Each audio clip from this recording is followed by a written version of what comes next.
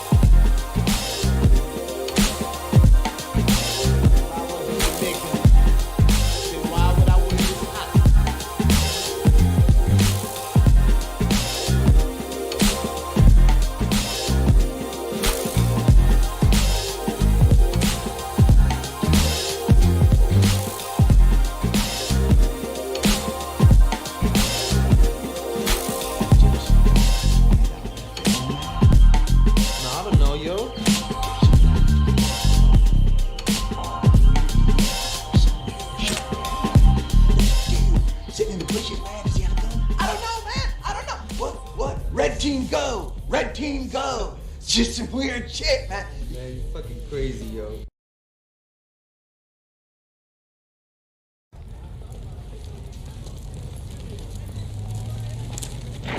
Hey, girl. You hungry? Fuck you, nigga. I'm sorry, I was talking to the horse here. You see the trouble you're getting me into?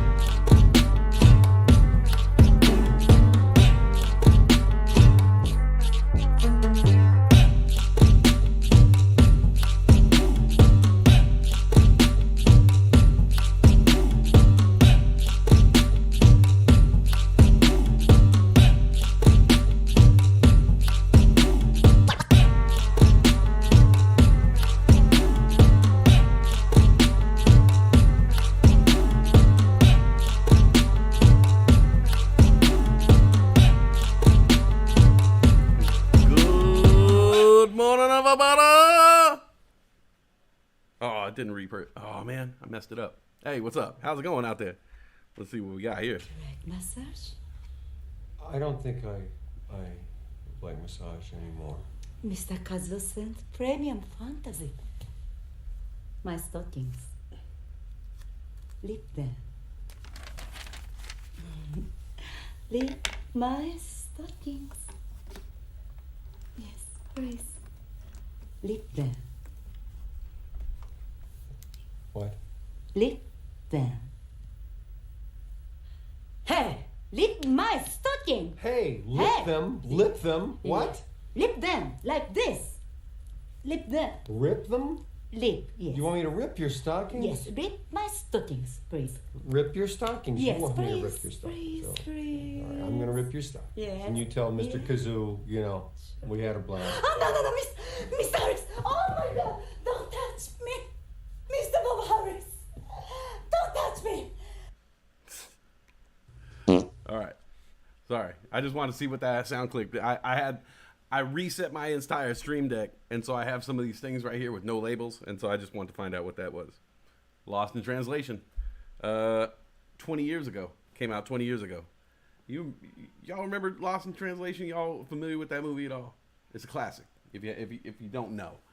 It's a classic. A Bill Murray classic. Scarlett Johansson classic. One of her first movies. Well, actually, I shouldn't say that. Scarlett Johansson been acting since she was like 10. She was like in The Horse Whisperer or some shit. Or some My Friend Flicka or some horse movie. That's all I remember. I remember I was flipping through channels one day and I was like, that little girl in this horse movie that while I'm flipping through channels, I was like, that little girl, like a little girl, you know, like 10-year-old. And I wasn't looking at her sexually. I was just like, wow, that little girl has a very pretty face. And I kept watching it. It was either The Horse Whisperer or My Friend Flicka or something to that effect where, you know, girl befriends a horse that needs a friend, but the girl also needs a friend, so the horse and girl become friends in a non-sexual way for once. And I just remember seeing the girl's face, and I was like, wow, that's a very pretty girl. You know, she's very pretty face. And then kept watching the movie, come to realize it was Scarlett Johansson, like her first movie ever, a horse movie. Look it up. I ain't lying. It's just after 10 p.m. This is the adult tour, which means you can drink if you want, and we can say whatever the hell we want. Jizz. Sorry? Jizz? Like cum shot? You can say that because you said we can say whatever the hell we want? Sure. Or horse cock? Yeah, I guess. You know, there are no rules about swearing. Awesome. I don't like rules about swearing. Horse Whisperer. It was Horse Whisperer. All right. Thank you, Brian Joel. Brian Joel gets one of these. Booty time, across the USA. Booty time, hey, hey, hey.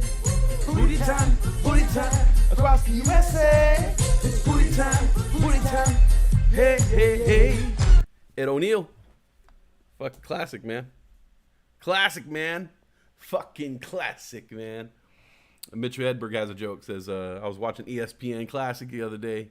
They had a baseball game on. Some guy hit a foul ball. Fucking classic, man. R.I.P. Mitch Hedberg, one of the best to ever do it. You either like him or you don't, you know. Some people, you put on Mitch Hedberg and they listen, they're just like, this guy has some kind of serious mental incapacitation. Why is he on stage and why are people laughing at this poor man? But I got the genius. So I got to see Mitch Hedberg live. I'm going to say I saw Mitch Hedberg live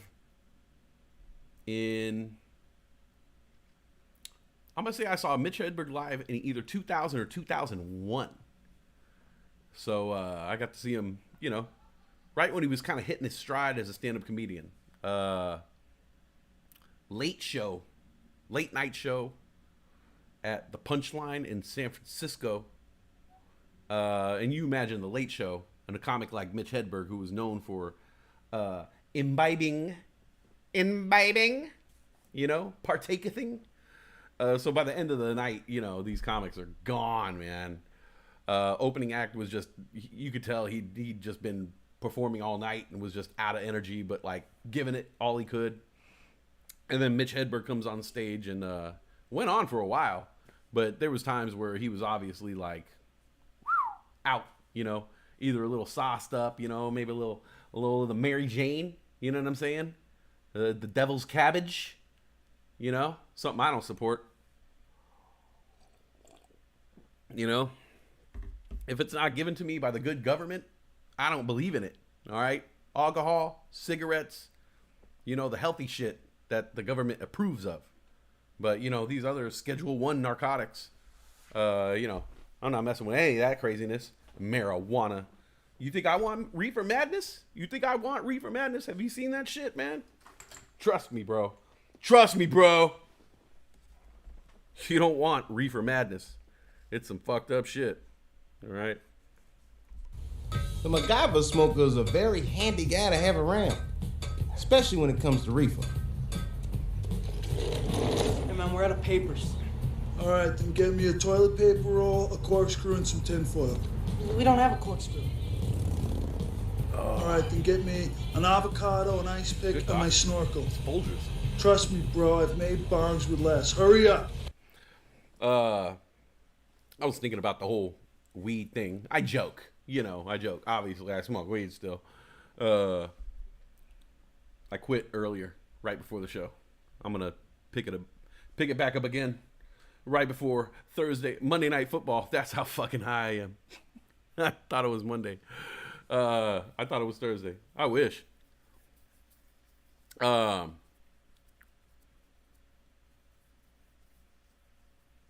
was like, what was I talking about? You were talking about smoking weed, you forgetful motherfucker. These kids these days that are growing up aren't going to know anything about the prohibition of marijuana. And when I say these kids growing up, like I have a perfect example now of kids these days growing up. I get to see my daughter grow up now in a world with legalized marijuana for the most part. I mean, she's going to be born in... what state she's going to be born in? I think she's going to be born in Washington, as far as I know.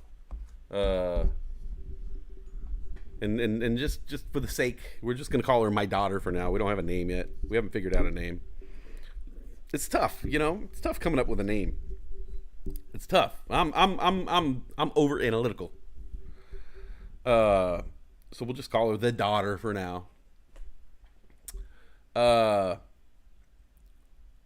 She'll be born in Washington. She's going to grow up in Washington and Oregon. If she visits any other place, it's going to be California, Arizona, New Mexico, the West Coast. It's where all the family is. Everybody, her hub, her community is the West Coast. I'm Westside, by the way. Thanks for watching. Talk show for humans. So she's only going to know states that have legal marijuana. Legal recreational marijuana. She'll never know what it was like for me growing up, for us growing up, a lot of us growing up. Those who grew up in the Bay Area know what I'm talking about. You didn't have weed. What did you do? What'd you do? Where'd you live? You live over there, Castro Valley, Livermore. Maybe you live, closer to the city. You know what you had to do. You had to go into the city. Jen Matt's over there, a little up in the Bay. Probably had to go to San Francisco every now and then. If you want to pick up a bag, pick up a bag for something, concert. Your concert was going to be in the city anyway. Pick up a little bag, twomp twomp. You twomp twomp. Remember that? TWOMP, twomp twomp. It's 20 sec, if you didn't know. Maybe you didn't know. It's a Bay Area thing. We had a lot of slang. You had to go, Fillmore, Upper Fillmore, maybe. Prices are a little higher there, hippies. Lower Fillmore, prices a little bit better. More violence. you get robbed 1 out of every 20 times. You get the best deals, but 1 out of every 20 times, they punch your card. You get a punch card. Oh, this is your 20th time down here. We're going to take your money and run. Ah! You go to Market Street, but you got a 50% chance of getting robbed for your money there. Or you go to Oakland. You go to Oakland. Really cheap prices in Oakland. And really abundant. You just go anywhere. Near a school, you know, preferably high school, outside of the drug zone. Right there. Conglomeration of liquor stores and donut shops. There'll be some, you know, sit out there. Ask anybody. Hey, man, yeah. No, this guy's looking for weed. Okay, yeah. Ladies and gentlemen, we have a weed sale here. Weed sale, ladies and gentlemen, weed sale. Oh, shh. No, don't worry. You're supposed to scream it at the top of your lungs. It's legal here. And you'll have multiple children. I say children, you know. Teens, youths running up to you with their bag of weed. Buy mine, buy mine. Open your hand. Never open your hand. Never open your hand. You're asking for it if you open your hand. You go to the hood, you go to the city, you go to the streets to buy your weed. Never open your hand up. Never put your hand out like that. Now some of you're probably saying, why? I'm trying to buy something, right? Why wouldn't I open my hand up? Why wouldn't I have my hand open up to receive? See, if you put your hand open like this, I'm going to explain. Some of you guys know already. Dr. GTI is like, yeah, exactly. Don't put your hand open, you know? Some of you guys know. Brittany probably knows. You know, you buy drugs on the street.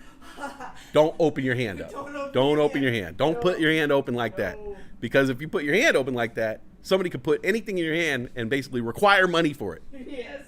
This is now a sale. This is now a sale. My shit is in your hand. You can have you can have the best deals on earth. Everybody has the best deals on earth. And somebody says, open your hand, open your hand. You open your hand, and they put a little $5 sack there. And they're like, all right, $20. No, there's no returns, bro. You have it in your hand. Ah, fuck. Everybody else laughs at you. Ah, damn. The other guys are like, fucking great sales tactic, man. Great sales tactic. Fuck. I wish I thought of that. Open your hand. Open your hand. Never open your hand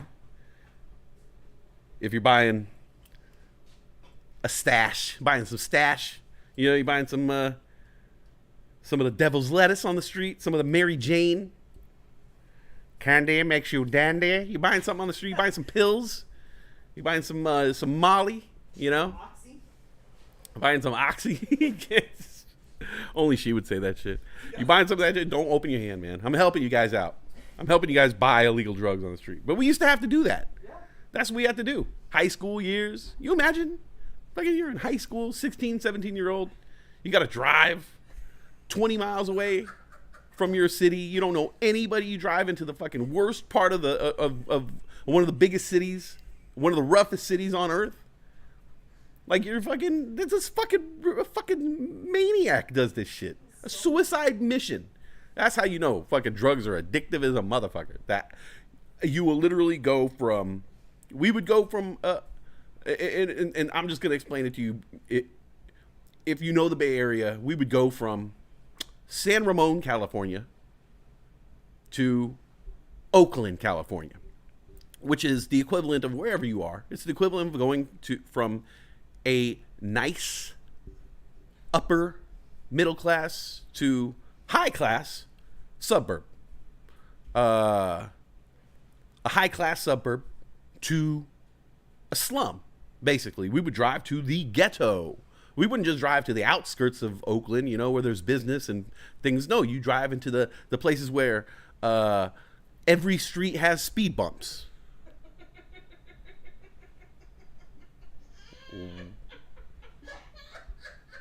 There's no fucking schools anywhere around here, but every street has big ass speed bumps. So there's no way for you to fucking, I don't know, shoot up a house and drive away really fast. I think they call it a drive-by in most parts of the town. But we would drive to these places and find the biggest speed bumps we can, and that's when we knew, all right, we're here. We're in the place where there's going to be the most drugs. And you drive around these streets with these speed bumps, and you find a place with like dueling liquor stores. You find there's a liquor store on one corner, and then there's a liquor store on another corner, and there'll be people hanging out in front of both of them, and that's where you knew there's going to be drugs there. There's going to be drugs somewhere. Either you're going to go over here and they're going to point you over there, or you're going to go over here, they're going to point you over there, or they're going to point you that way, they're going to point you somewhere, and you'll either get your drugs or you'll get robbed. Yeah, but that's the thing is you were never in much fear of getting hurt because they wanted you to come back and spend money there or use you as an ATM and take your money. So they were going to kill you, and unless you're going to fight back, but I mean, nobody's going to fight back. You know, I've had my money stolen a couple times where it was just like, oh, you're just walking away with my money now. All right, well, I'm going to follow you for a little bit, and I'm going to make fun of you. You know, hey, fuck you, man, stealing my fucking money, you fucking asshole. Yeah, fuck you, stealing my fucking money, fucking bitch. Okay, that pissed him off. All right, and that pissed several people off. Let's go. All right, I made my point. I called him a name. You can keep my $60. It's all right. And then you go to the concert and you're like, sorry, guys. Sorry, y'all. I couldn't get anything. And nobody said anything. Everybody would pool their money and you'd go to, buy some drugs, and you come back and you're like, sorry. I got jacked. And it was completely acceptable. Nobody was like, what? Fuck no, man. I want proof. What do you mean? You got jacked? How does that happen? No, everybody's like, oh, yeah, it happens. Yeah, where'd you go? Fillmore? Yeah, it happened to me there too. Green shirt? Fucking knew that guy, man. Well, one out of every 20 times ain't bad, but it would happen. Would you hide your money places? Oh, yeah. Have other money? Yeah. I'd have my loose money that I was going to have for the transaction, and then my keeper money would be somewhere like under my balls, or somewhere hidden where you're not going to, if they turned my pockets out, it would be, just some bullshit. So you got to do that shit. We mean keeping money in a second place or having a dummy wallet is even better. Where you have a one wallet in one pocket, but then you keep a wallet in your front pocket too. And then so you pull out this other wallet, and when they take the wallet, you're like, that was my Velcro wallet. I didn't care about that one. I bought that at the swap meet. And it just has the cash that you were going to use for the drug. But we would put ourselves in this position on an average basis just to get some weed. And it was just kind of known. My daughter will never know that. No, she just goes to the store and buy it. Yeah. Yeah. And I mean, even not saying like my daughter is going to ever do anything worse than marijuana. Hope to God she doesn't. But they're working on legalizing shrooms. And they're legalizing... And eventually she's going to live in a world where she'll probably grow up. I mean, we're talking 13 years from now before she even starts to understand the concept of drugs. Unless she's in a public school system, they'll introduce her much earlier. A police officer will come over from a local police precinct and sit all the children down and do the task of introducing them to narcotics and tell them what every single drug does, where they can get it, what it does, what it looks like, what it smells like, where they can get it, how to identify it, how to ask for it. They'll even say all the code names for it. They'll be like, yeah, and by the way, this is weed, marijuana. It's also known as Mary Jane and the devil's cabbage, devil's lettuce, Westside's favorite. They'll name all the shit. So just in case people are like talking about it in a code word, they'll let the kids know, exactly how to identify it, find it, take it, steal it, buy it. They'll tell you what it does too. So you'll know as a kid, you'll be like, oh yeah, definitely I'm into that kind of thing, Other kids are sitting there like, nah, I want to stay up all night and play Call of Duty. Oh, similar to Adderall. Awesome. Yeah, this is like my shit right there. Fuck yeah. What do you, after dare class, all the kids get together. So what are you gonna try first? Oh, I'm definitely trying weed, bro. Weed and shrooms all the way. Ah, pussy, meth gang. And all the kids get together and get it, and they you know, and then you're on the hunt. After dare, I was on the hunt. All right, where's this fucking shit at? All right, and I'd look for it. I'd smell it. I'm like, okay, I'm getting closer. Then you find it, and then you're like, all right, cool. I got weed. I got it.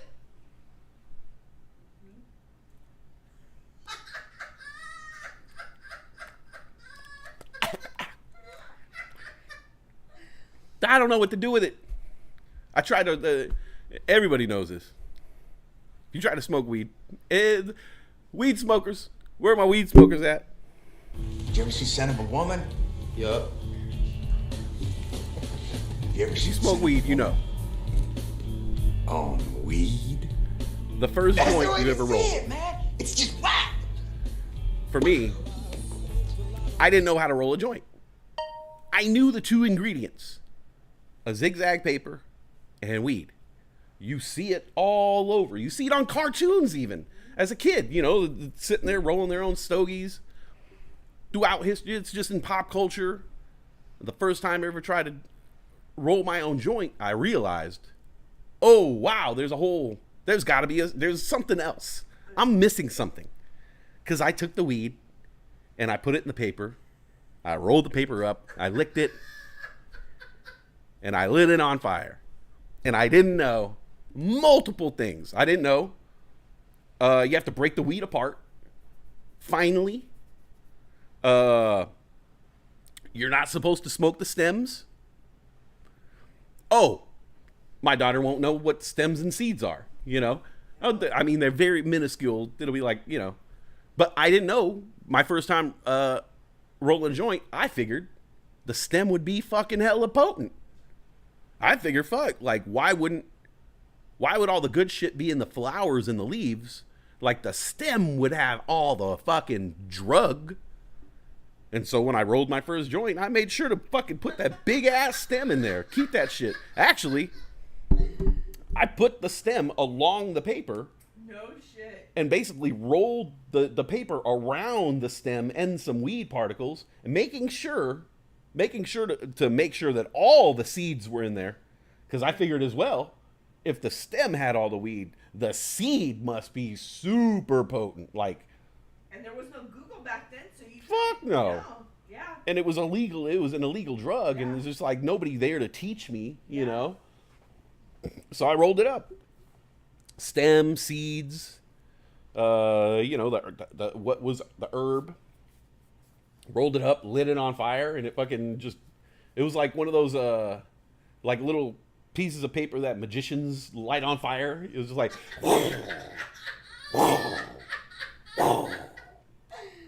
like I felt like I was in a comedy where it was like a mentally handicapped person trying to roll a joint and smoke a joint. Or like I Love Lucy episode where she like lights her fake nose on fire. I light this thing on fire and it just catches. And the fire, and I try to hit it and it's like almost catching me on fire. And I'm like, huge plume of smoke and uneven and it's burning along burning along the stem and it just, and the seeds are popping. It was a joke. It tasted terrible. It smelled terrible. And I'm sitting there, trying to do what I can, and it just falls apart on me. And, I realize, all right, I'm way, way, way over my head. I need to regroup on this weed shit. Go back to school, because, all right. I tried to do drugs. It didn't work. So I need to go back to school. Where all the students are, and kids, and minors, the other 15-year-olds, and ask them how to do drugs. School, public school. I was at home, and I was like, man, I can't wait till fucking school starts on Monday. Fuck, it was like a Saturday afternoon. I bought the bag of weed. My dad was away for the vacation. Sorry, Dad. I know he watches. I know my dad watches the show. Sorry, Dad. It was over there in Tracy. 145 Finale Way, and that cul-de-sac.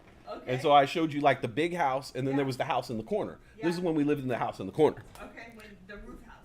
Yeah.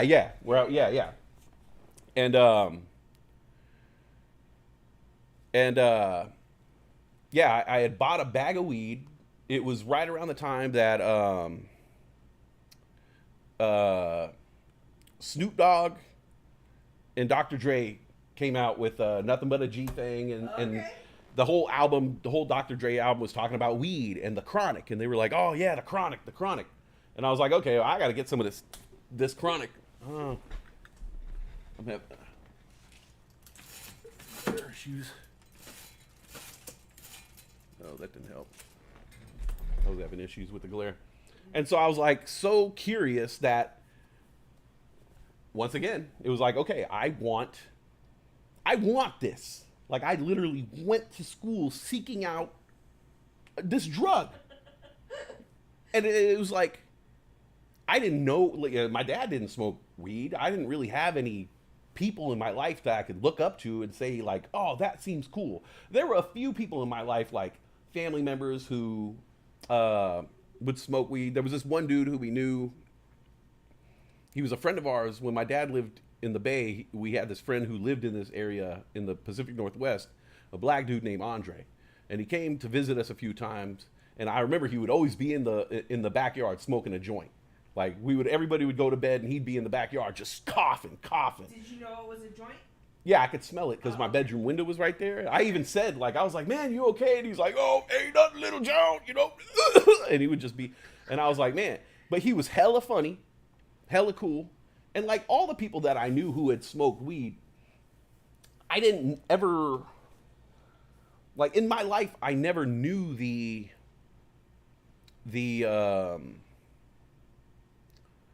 kind of stereotypical, like, hey man, all right man, cool. You know, I never knew that kind of stoner.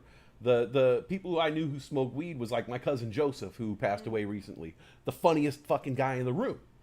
You know, you know, people around me, like adults who I did know who smoked weed, they were usually like the funniest or charismatic or just seemed pretty laid back. There was no role model for pot smoking that was unintelligent or slow.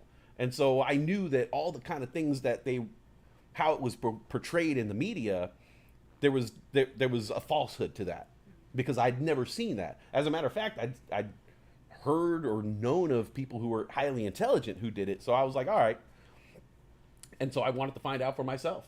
And, you know, a little peer pressure nudging from Snoop Dogg and Dr. Dre. I mean, there was some kind of selling points from media and pop culture that I probably wouldn't have gotten if it wasn't watching TV, MTV, listening to music.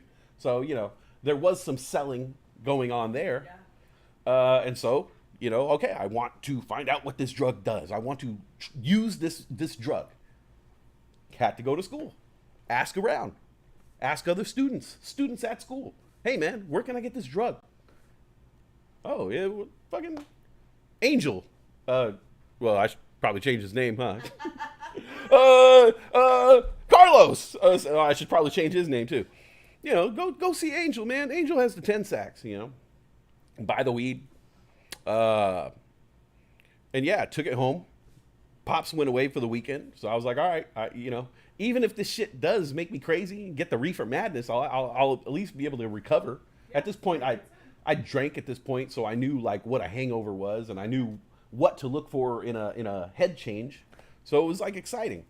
But yeah, I tried it and failed epically. First time I ever tried to smoke weed. Went back to school the next week.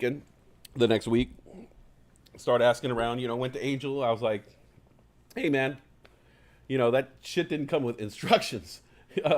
How do I smoke it? You know, he was like, well, you know, use a pipe, use a bong, or roll a joint. And I was like, man, you know, can you show me how to roll a joint? And he was like, I don't know, man, fucking, you know, break it up, put it in the paper, and roll it up. I was like, well, fuck, man, I tried that. You ever had any other tips on top of that? And he was like, no. Had another friend who was a stoner. Asked him, was like, hey man, you have any tips on, smoking this weed, He was like, yeah, say break it up, put it in the paper, roll it up. I was like, well, fuck, man, it's not working. I was like, well, tell me this, man. Am I supposed to smoke the stem part? Or he was like, the stem? He's like, you're smoking the stem? I was like, yeah, I like you said, I put the weed in the paper. He was like, oh my God, oh, you really don't know what you're doing. Like, I don't think the people that I was approaching really understood that I was like a complete weed virgin. I mean, shit, at that point, I hadn't even seen a Cheech and Chong movie. Okay. Or a weed movie. Friday hadn't been made. Half Baked hadn't been made. So I had no real frame of reference for marijuana.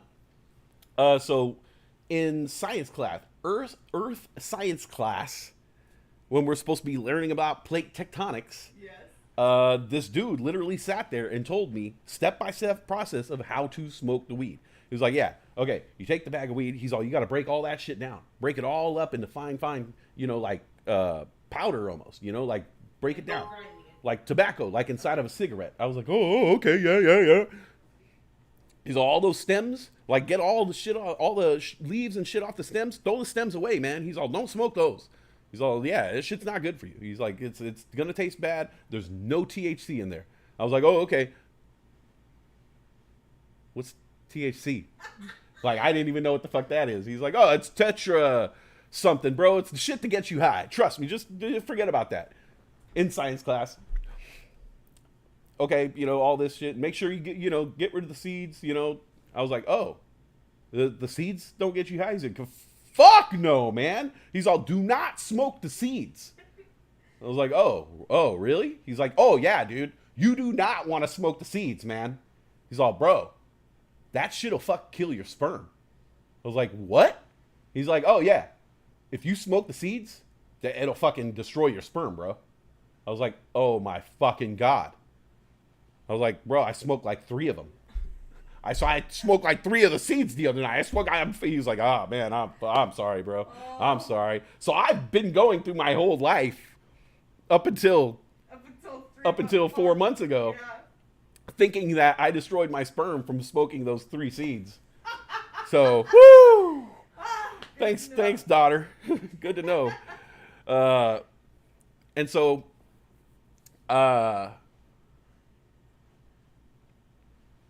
I remember having this whole discussion with him, and I was like, all right, I'll try. I was like, even, hey man, can you come over? Can you come over to my house and like roll it up for me? And he was like, ah, man, like I live far. He was like, yeah, you live too far. I was like, well, fuck, man. Like, I don't know if I could do that. Like, I really like fucked it up. He was like, well, you can make a bong or you can make a pipe. And I was like, oh, what is that? And he kind of started telling me what to do and how to like do it like at home and stuff. And then it dawned on me I'd seen a bong. Oh, in your house? Around. Oh. And when you're a kid, you're fucking, snoopers and little Snoopy and shit. Well, my our neighbor at the time, me and my dad lived next to my a woman named Michelle, who is now my stepmom, and her husband, Mono, who was they too are my sister's parents. My sister, a lot of you know, I have a stepsister. And so we were very close with these people, we were in and out of each other's house. And the guy, I would often rearrange things for him, clean things up for him. He was kind of a mess, but he had cool stuff because he was an older dude, but he was young-minded. Okay. And so he had a whole collection of like kung fu movies, and I remember I would like watch all the kung fu movies and label them. And he had like a garage full of junk and an old broke down car. And I would like sit in the car and play and stuff. When you're a kid, you were like, argh! But I remember in the car, wrapped up in towels, there was a coconut with a tube coming out of it that had the most disgusting smell ever. And I remember finding it as a kid going through the car, because he would have like knives and like BB guns and cool shit. He had cool shit. And I remember I found it one day, and I was like, ugh! I was grossed out by it because it smelled so bad. I was like, weird, ugh, gross. I don't want to, you know. And then it dawned on me during that conversation at school, I know where there's a bong. Fucking right as soon as school let out that day, went over to Michelle's house. We had keys to each other's house and stuff. Went over there, went in the garage, went in the car, found the coconut, smelled it, and then, yep, that smell was the smell of last week's, my fingers from when I tried to smoke that joint. Yes, this is what it's for. Fucking hit it, took it, stole it, you know, as a kid. Like, I would steal shit from you when I was a kid. You would never even fucking know it.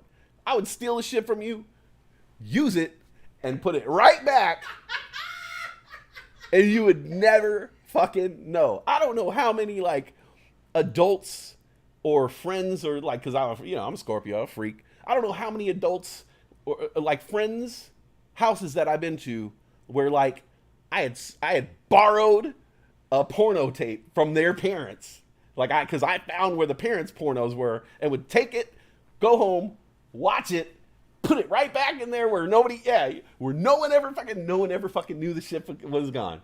You know, I'd even rewind it right back to where it was, like no one fucking knew. Like I'd have friends who were like hella stingy with their shit. Be like, hey man, let me borrow that CD, let me borrow that tape. He'd be like, oh fuck no. They want to be the only one with it, and I'd be like, all right, yeah, I'm gonna get that shit. I'd steal from my friends, steal the fucking CD, take it home, dub it, put it right back. They never even knew. I was like that. So yeah, as a kid, and let this be known, if you know kids in your life, especially like 11 through 15, they're stealing all your shit. You know, they're stealing it, they're using it, they're snooping through your shit, they're taking it, they're putting it right back. You never even knew. You never even knew. And so yeah, I did that. Took the bong, took it home, and unwrapped it and had it there and looked at it and pretty much figured out the mechanics of it right away. I was like, all right, the long tube, you smoke out of there. There's a bowl. If there was ashes in it, obviously the weed goes right in there. Okay, fuck it, this is gonna be easy. Now I was able to break up the weed, take the stems and seeds out, put the shit in the bowl, and it was just like the flame was just like it wasn't taking. It wasn't taking. What the fuck is going on? Fuck, man. Like, why is this so fucking hard? Had to go back to school. Couldn't figure it out. Ask this motherfucker again. Oh, actually, I called him up. Okay. Called him up. I was like, hey, man. I got the weed, hey, man, fucking calm down, man. It's my grandma's phone. Because you couldn't talk about weed that way. Hold on. You probably had to go make sure nobody was on the other phone, All right, go ahead. All right, man, I got the shit, but, like, I can't get it to light, Like, I packed it in the bowl. I'm hitting it, but, like, it won't suck. What's the problem? So, man, are you hitting the carb, man? Hitting the carb? I don't know what that is, man. I don't know what the fucking carb, Like, all this lingo. Like, I really didn't know what was going on, man. The carb, man. Look for a hole. Look for a hole somewhere that the air's getting sucked through. You put your thumb over that thing. I was like, I think I found it. Hold on. I took a fat ass hit. I was just like,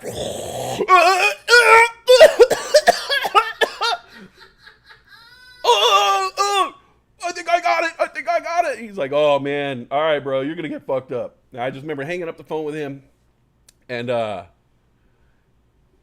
had to call him back. Like, an hour and a half later, I called him back, and I was like, again, he was like, man, don't call me anymore, man. My grandma's. I was like, bro.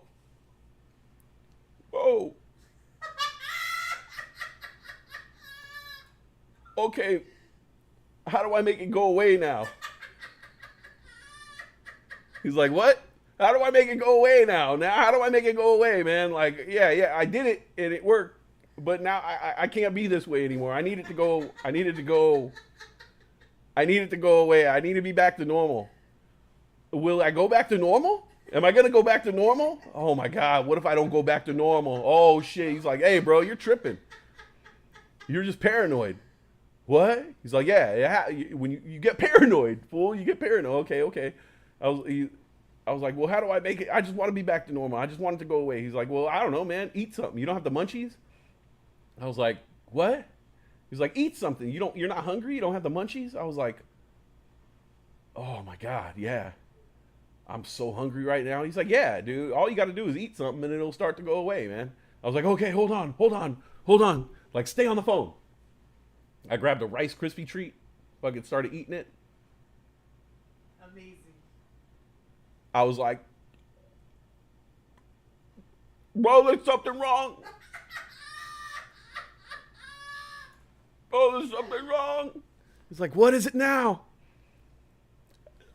I can't swallow. I can't swallow, bro. I can't swallow anything. So, dude, calm down, bro. Calm down, man. It's just Cottonmouth. Like, there's names for all of this shit. Names for every little thing that I was going through. Oh, paranoid, Cottonmouth, carb. I was like, yeah, when I was asking you guys all these things, these were the things that I needed to know. Yes. Like, this is the ground for, you know what I'm saying? They didn't cover all that in Dare. No. Cottonmouth, bro, you got to drink something. I grabbed a Mountain Dew, drank the Mountain Dew, and I was like, oh, that was a great fucking drink of Mountain Dew. God damn. Rice Krispie treat, Mountain Dew, started feeling good. And I was like, all right, man, I hung up with him. Thanks. Hung up with him. And right when I was like crying to him on the phone about wanting to get away from it, then I was like, oh, I think I want to hit it again. At that point, I was like, okay, now that I have it under control, and he kind of told me like, oh yeah, you're going to get paranoid. Oh, your mouth is going to get dry. You know, and all. Oh, okay. So what if I hit it again? And then with this knowledge now, took it right back in the backyard, hit it again, got roasted. And then it was just a steady, monitoring my levels of Mountain Dew and Rice Krispie treat to keep my high at without it start to go too overboard. Okay, calm myself down, eat some food, come back down. All right, oh, okay. And it's been like that for 32 years. Yeah. 32 wow. years. 31 years. Wow. 31 years. Yeah. And for those who say it affects your memory, your memory is it doesn't. So fucking amazing. It doesn't affect your memory. Holy shit, man. Oh. Not your memory, not your intelligence. No, it doesn't affect your memory. It doesn't affect your IQ. Yeah. That's all an old wives tell. Yeah. Those old wives, they don't smoke much weed. Let's see. After the Jets-Raiders game last night, I would retire the Jets hat. Anything is better than that. Yes. The Jets hat. There's definitely no question about the Niners anymore. At least I know this season, I don't think I have to bust out the Jets hat. I think the Niners got past that bye week. This is like the official start of Brock Purdy's real NFL career here. We get he's past all the hype and all the shiny, he's Mr. Irrelevant. Oh, the next Tom Brady, like the hype, like a stock, when there's a new stock on the market, it's just like boom through the roof. And then, it IPOs, and then like it comes back down to ground. And then people are like, oh, wait a minute, but you don't deserve to be that low. And then it gets picked back up again. That was Brock. In the very beginning, it was just all this, amazing performance from a guy who wasn't supposed to do an amazing performance. And so people just let it get out of control. I mean, the guy's probably at the point now where I'm going to guess he's probably a full NFL season in. He's probably about 17 games into his career at this point. The first game he lost was game 13. Okay. That was his first 13 starting non-playoff game. Okay, so yeah, we haven't even seen a full season of NFL games from the guy, but I think he outlasted the hype, and then the new hype that started this year that carried over. He outlasted that hype, and then the criticism that came from a couple. I wouldn't even say poor performances. It was just average pedestrian performances by a quarterback. I mean, definitely not the worst that we've seen across the league. I think there's much worse performers. And then to come out yesterday and do what he did, I think it just kind of served notice to people of like, all right, we're going to put the hype behind us. We're going to put the criticism behind us, all that shit. And you're going to start to see who Brock Purdy really is this last game and moving forward. We're going to see the real deal. And I think that's it. You know, seeing him and us watching college ball, I wish I would have seen how he played in college. Yeah. You too? Yeah. A lot of these guys, I think about that a lot now, is like, I wish I would have Chase Young and Bosa. I wish I would have watched them play in college. Right. Yeah, because they're amazing, and just to know that had been going on under my nose, and I hadn't been watching it. It's just kind of like more reason to watch college football. The Dion effect. Mary Jane has a nice ring to it. Mary Jane. Well, no, because we already have a middle name for the daughter, so we has to go with that. People's Park in Berkeley. Oh, there you go. Great weed. Great place to get weed. Except it's overpriced there. It's expensive. It's expensive. It was expensive over there.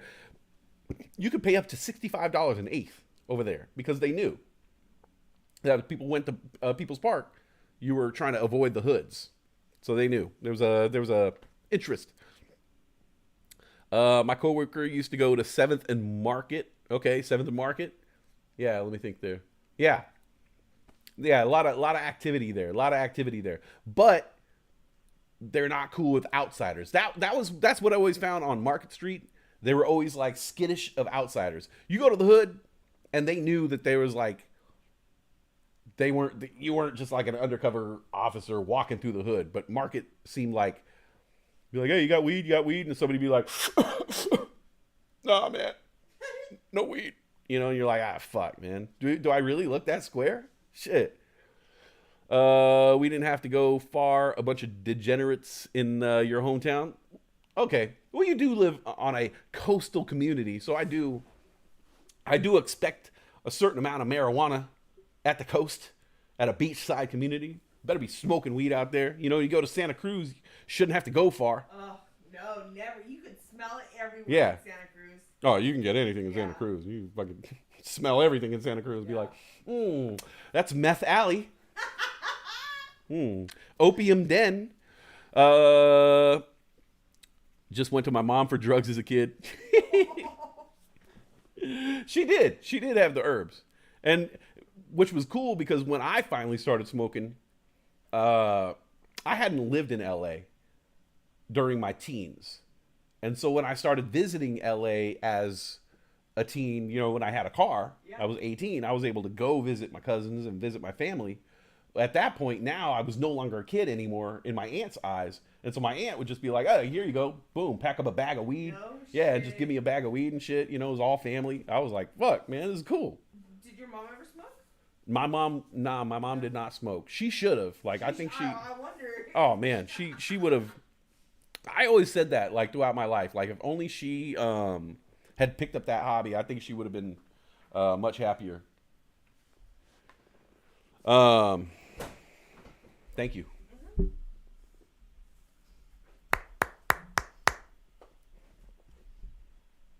There's a lot of pillows in here. I don't know why. I just played a random sound clip. I don't know what any of these sound clips are, so I just keep hitting them. Sorry, it's a pillow. It's meant to be a baby for health class. You think it's safe here? A pillow? Greg, what do you think? I don't know. Better not get it too close to me, otherwise I might just masturbate onto it. Ew, Greg, that's just weird and gross. Who remembers the I learned by watching? Oh, when the father goes into the room and he's like, "Where did you learn to do this?" And the kid's like, "You! I learned it by watching you, okay?" And the dad's like, but it was like weed, you know? And that's another, like, okay. If the dad did smoke weed, how dare he yell at his kid? How dare he yell at his kid? Of course the kid's gonna throw that shit back at you. Yeah, I learned it by dude. I don't think he would be so, I don't know. That whole commercial. All those commercials. This is your brain on drugs. They should have been so specific. They should have said, this is your brain on methamphetamines and cocaine. Or, you know, methamphetamines, really. They should have said methamphetamines, cheap drugs, drugs not from reputable sources, cocaine when you're not rich, you know.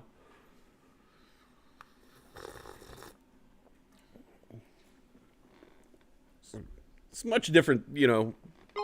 Cocaine as a kid, when you're buying cocaine as a high school student, it's much different than when you buy it as an adult. Trust me. Trust me, bro. You party? Do you party? PMP?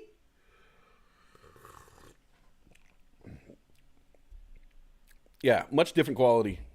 Somebody's giving you a bump in the bathroom at work when you're 19 years old, and you buy a bag from like a dude from Iran who like it's much better quality. It's from my personal stash, bro. Thank you, man. The Buckeye bookends. I like that. I have been a fan of Chase Young for a long time. Not only his skill, but I like his look. I think he has a cool look, you know? His fucking hair is like, he's like a fucking lion man, you know? And I always thought he was a great defensive player.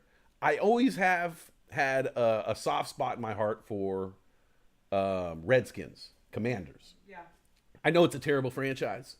You know, it's almost like when you're stuck being a Jet or a Lion or, you know, just one of the terrible teams out there. To me, the Redskins and the Commanders just a lowly franchise. I don't feel bad for Rams. Fuck them. Raiders. Fuck them. But I always had a soft spot in my heart for some of these teams out there. And the Redskins were one of them. I knew it was famous. You know, knowing that the owner was so stubborn about changing the name Redskins and was so adamant, just like, no, fucking, they like to be called that. You know, that kind of like attitude made me know that owner, that franchise, it was just a terrible place to work. You know, just a shitty job. A shitty job is a shitty job. Whether you're an NFL player or you're working at the hotel next door, a shitty job is a shitty job. And so I always felt bad for Redskin players in particular. And they used to have great players. And I would always look at these great players and be like, man, too bad you didn't end up on my team. Trent Williams. Fucking probably the hands down the greatest offensive lineman in the game today. Playing for the Redskins, they treated him like shit. I think he kind of leaned into injuries and faked injuries and stayed off the field as long as he could. Until finally he was like, you know what? Y'all ain't paying me enough. I'm not even going to fucking play for you guys. I'll take the year off. And I know that once my contract ends, someone out there will hire me. Even if I take the year off. And I'm just not going to play for this shitty-ass franchise. And he didn't. And then right when his year was up, who picked him up? The 49ers.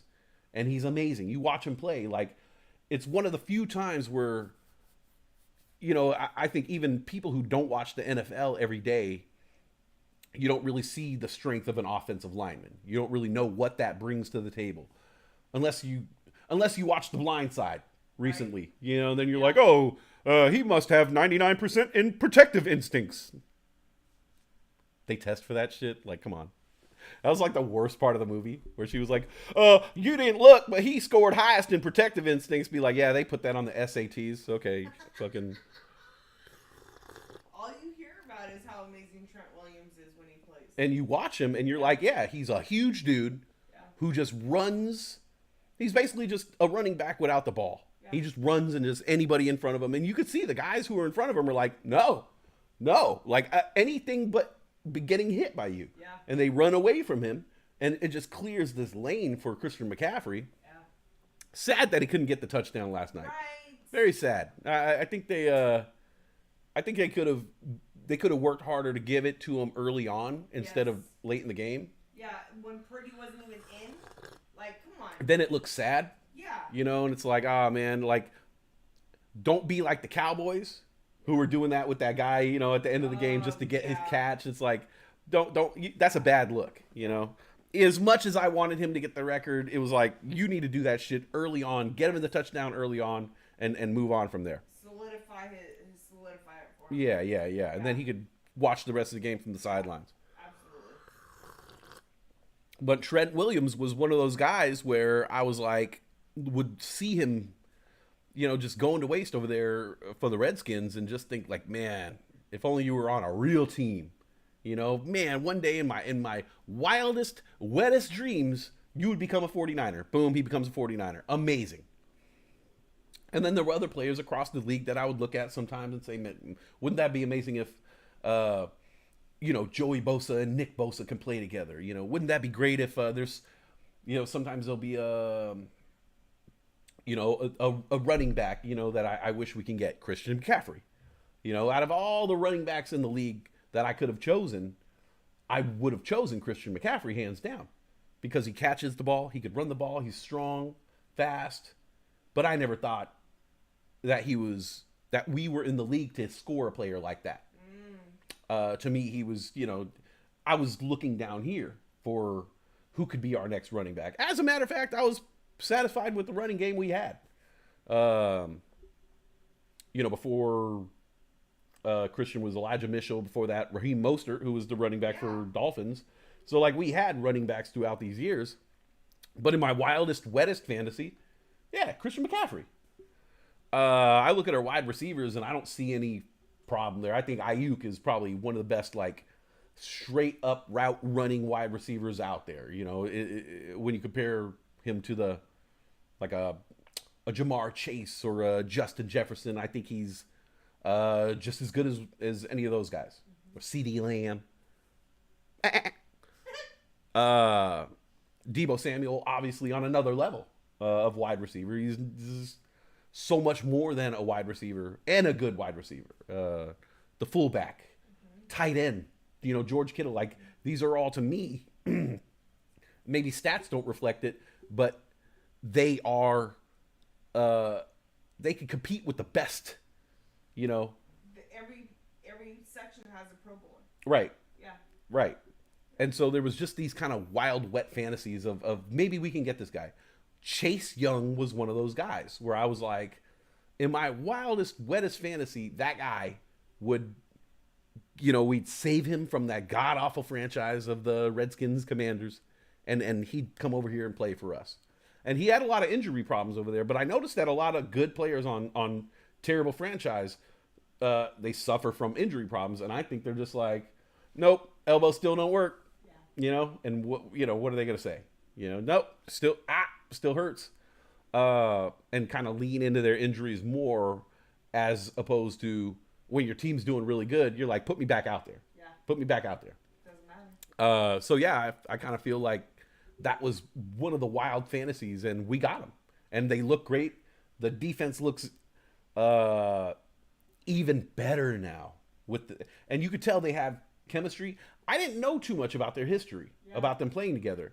And so from the first play of the game, they did show, and you know, a lot of times the people in the production booth know the stories that are going on, so they kind of know what to focus in on.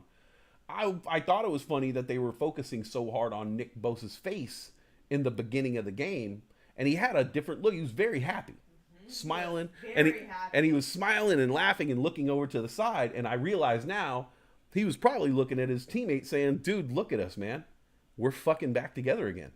And they shared this moment.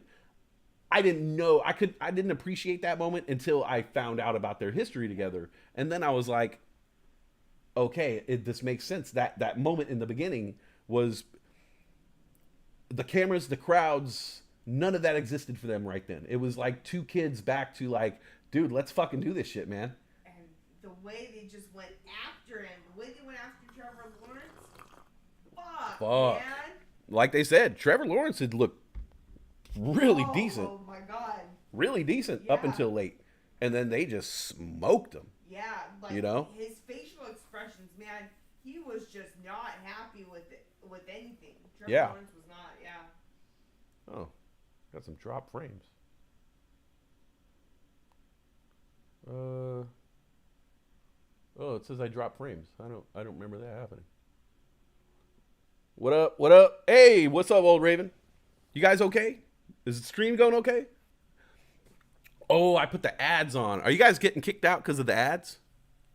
I might have to turn that off. I might have to figure that out. Let me know in the chat if you guys get a chance. I don't know. Some of you guys are probably driving, so you can't chat. But if you guys are in the chat and if you've noticed anything with the ads, let me know. Because I just turned on the ads, and so I really don't know what the experience is like. And when I watch it through my monitor, I have YouTube Premium, so it doesn't get ads. So I don't know what your viewing experience is like, but let me know what the viewing experience is like with all the ads turned on. There's levels to it. There's like a low, medium, and a high, and I think mine's set at medium amount of ads. So maybe there's an ad every hour. But I do notice that I'll have like 7 or 8 viewers, and then it'll just get knocked down like immediately. So I don't know if they're pushing an ad and everybody's like getting kicked out or something like that. I don't know. Do ads when it's a live show? Huh? Are there ads when it's a live show? Yeah. Oh, okay. Yeah. But I don't know how it works. I don't know if it's like, I don't know if it's like ad, and then after the ad you return to the show. I don't know if it's ad and then like you have to skip the ad manually. Yeah, I don't know if it brings people back to the show or if they have to manually come back to the show. And so that's why I got to figure out. I got to know, because if it's kicking people out and not redirecting them back, then I don't care. Yeah. I don't care about the 24 cents a month or whatever they're going to give me, you know. I don't even know what the ad revenue is. It's all new. The process is painstaking when it comes to getting everything approved. So we got the 1,000 subscribers a year ago, and then I went through and edited down a bunch of videos, basically in the rules. To have a monetized channel, you can't have certain things. And I had a lot of broadcasts that were like 24 hours long with no host. And so in the, look at all that green grass. Oh yeah, it's green. It's like a hurricane hit out here. There was like, just all these stipulations of your videos. And one of the stipulations was if you weren't actually hosting a channel, it couldn't be just repetitive content. You had to have something going on. And a lot of my videos had violated a lot of this. There were repeating themes, repeating names, no new thumbnails, unmanned channels. And so there was a lot of stuff there. I was like, okay, if I apply for monetization, I don't want them to look at these videos and then come to find out that I'm not going to be eligible for monetization. So I was like, okay, I'll just do all the work beforehand and delete some of the videos and rename some of the videos. Anyways, after I did all that work, I took a bunch of videos down that wouldn't be accepted. It knocked my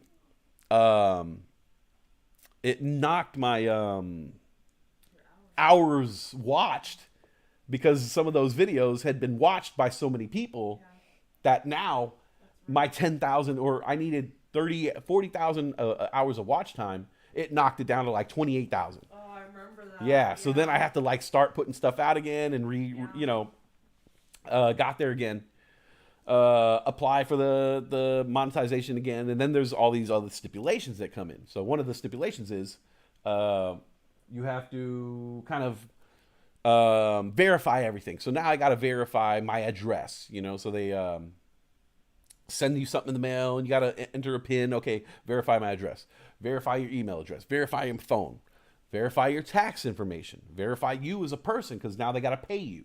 So now you're on their payroll. So I have to be a real person. So they need a copy of your photo ID. Well, my photo ID expired last year on my birthday. And if you guys don't know the saga, I've been going through a saga for the past like 6 months to get a photo ID here, because there's just a long story of unpaid fines in California, but they couldn't find the fines because it was past the statute of limitations. So they couldn't open the case back up because it was from 2003.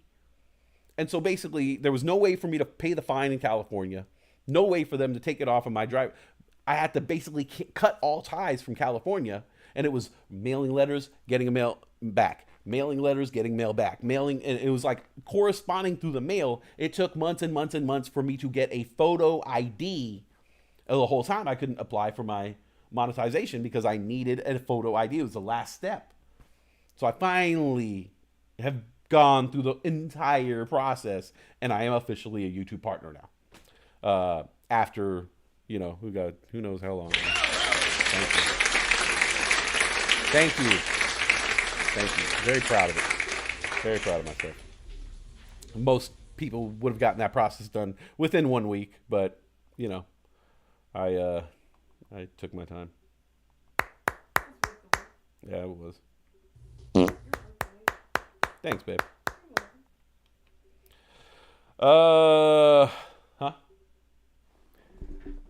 So yeah, I am officially monetized now. I have ads running. I don't know what the ads are like. You guys let me know. You don't think you got an ad? You guys let me know if in the chat if you've encountered any ads. Let me know what the ad experience is like. I'm wondering, because I can't monitor it. Check this cup out. Can you see this? Weewaxation. I might have to bring the camera over here. Just in case you were wondering why the episode is titled Weewaxation, check this out. That's what it says on the coffee mug, yo. You ever seen this? There we go. West and Weewaxation. Come on now. That's amazing. That's when we found at the thrift store. Yeah. Yeah, you were so happy. Yeah. We do this thing now. You found the mug. I didn't see the inside. You didn't see the inside. I didn't see the inside. So it's Taz and Tweety Bird. They're in Florida, you know, chilling. Tweety's over here on the lounge on the chaise. Taz is over here fucking with the alligator. What do you think? Oh wait, sorry, croc, saltwater. Let me ask you, alligators, crocodiles, all that shit. Do you see us on our bucket list of going to an alligator farm sometime and like seeing them hand feed alligators that jump out of the water and go on a boat in the swamp and see the alligators swimming around? Do you see us doing that? Is that something that would excite you to go in that nature? I would go to alligator farm type of spot. But even though it's a fucking cold, emotionless reptile, yeah, I would have to go to an alligator farm that I know is like legit and still treating the animals humanely. But yeah, I wouldn't mind. You know, honestly, like I like the alligators and the crocodiles when I go to the zoo, but they're often the most boring. They just fucking sit there. They sit there, but like at the Sacramento Zoo, man, when I went with Logan and my mom that last year, yeah, the alligator was right fucking there at the glass. Oh yeah? And his mouth was open, and Logan got hella close to the glass, and I'm like trying to pull him back. I was like, no, don't get too close. And he closed his mouth. Oh. And I was freaked the fuck out, man. No shit. Yeah, I was All right. scared. Yeah, I'd be down. I'd be down with that. Like, I like the zoo experiences. Like, I know that there's little one-off, like in fucking Irvine, or there's somewhere in Southern California where there's like a little one in Long Beach where there's like a little one-off alligator farm or something. And I remember I would always want to go there as a kid, and my parents never took me, and I was always upset. Now I think about it, I'm like, man, it's fucking a bunch of alligators in the middle of fucking Anaheim. Like, you know, what do they fucking know about? Like, if you go to Florida, you know, I bet you find a good one, you know. Well, I heard that in Florida, they also, at some of their alligator farms, they have albino alligators. Oh, okay. Yeah. That seems like, after we saw that albino chimp. Yeah. I'd be down with that as long as it's safe. You know, I'm not like getting into a boat and like going into the Everglades and like, you know, going with Jimbo and shit. He's fucking missing his arm from his elbow down. Like, oh yeah, they're friendly. But yeah, I'm down with many things as long as it's done in a safe environment. You know, a lot of that. You went to a zoo once and the alligator had a McDonald's cup on its head. Wow. Somebody just threw the cup in there. That's fucked up. Yeah. Yeah. Let's see. What else were we going to talk about today? Talk about football. Okay. Was there any other... As far as football stories, I don't know. Britt brought up the question about who is the oldest quarterback in the league, which got me really freaking thinking. Yeah. Who's the oldest quarterback in the league? This past weekend. I think. What did we come up with? Was it Jameis Winston? Because Matthew Stafford didn't start, right? Matthew Stafford didn't start. Okay. So, yeah, I think Jameis Winston was the oldest one. Unless there was another backup. I feel like there was a different name. I don't remember the Jameis Winston name. Let's see. It wasn't... who's not him. Who's throwing for the... Oh, no. Okay. Oh, Russell Wilson. Russell Wilson is the oldest. Okay. Yeah. Who technically hasn't played this weekend. He didn't play this weekend? No, he plays tonight. Oh, that's right. So at the time of the question, it was I think Jameis Winston was the oldest quarterback, which is fucking weird to me. It's weird to me because, like, timelines in general are weird to me these days. I think part of it is because I have a pretty good memory. And so I think when you have a good memory, a lot of events, they don't just disappear. And, oh shit, I've seen this before. I got a soup.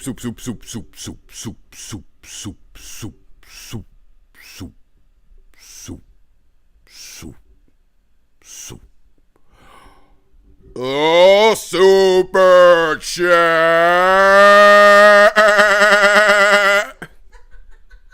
Super chat.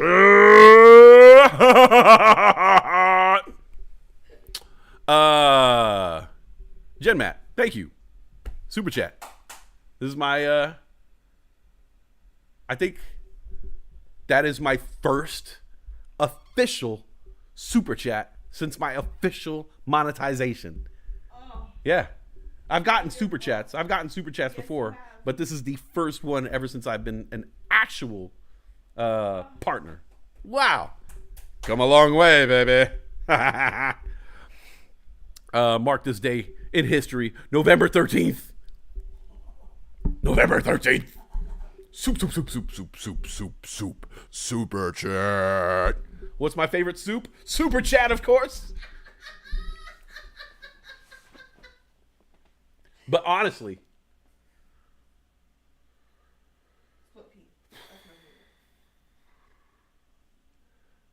it's tough because it's like, are we talking like soup recipe? You know, Like, soup recipe, it could be, it's probably like a chicken enchilada soup. Like, if it's done really well, that's probably my favorite soup. But, like, one that I know I can get right now, like Campbell's. Because, like, I don't know, maybe, like, the best soup, maybe my favorite soup is, like, something from a restaurant that's, like, an amazing soup, or like a French onion from like a deli where with the cheese baked on with the crouton and it's just like bomb, or like a clam chowder in the bread bowl, Fisherman's Wharf. Like what context? Because that's a different experience. Bread bowl, clam chowder, Fisherman's Wharf, different experience than Pea Soup Anderson's. Driving from the Bay to L.A. SF Boudin. Or Oh. SF Boudin? Yeah. Boudin. Their clam chowder. Yeah. Oh my god. Right. The bread bowl. Right. Bread bowl. Oh. Yeah. Different experience. Yes. So it's like, damn, what? Not only do you have to name your favorite soup, but you got to say under what circumstances, minestrone, Progresso from a can. Bomb. Chicken corn chowder, Campbell's. Bomb. Pea Soup Anderson's. Bomb. French onion from little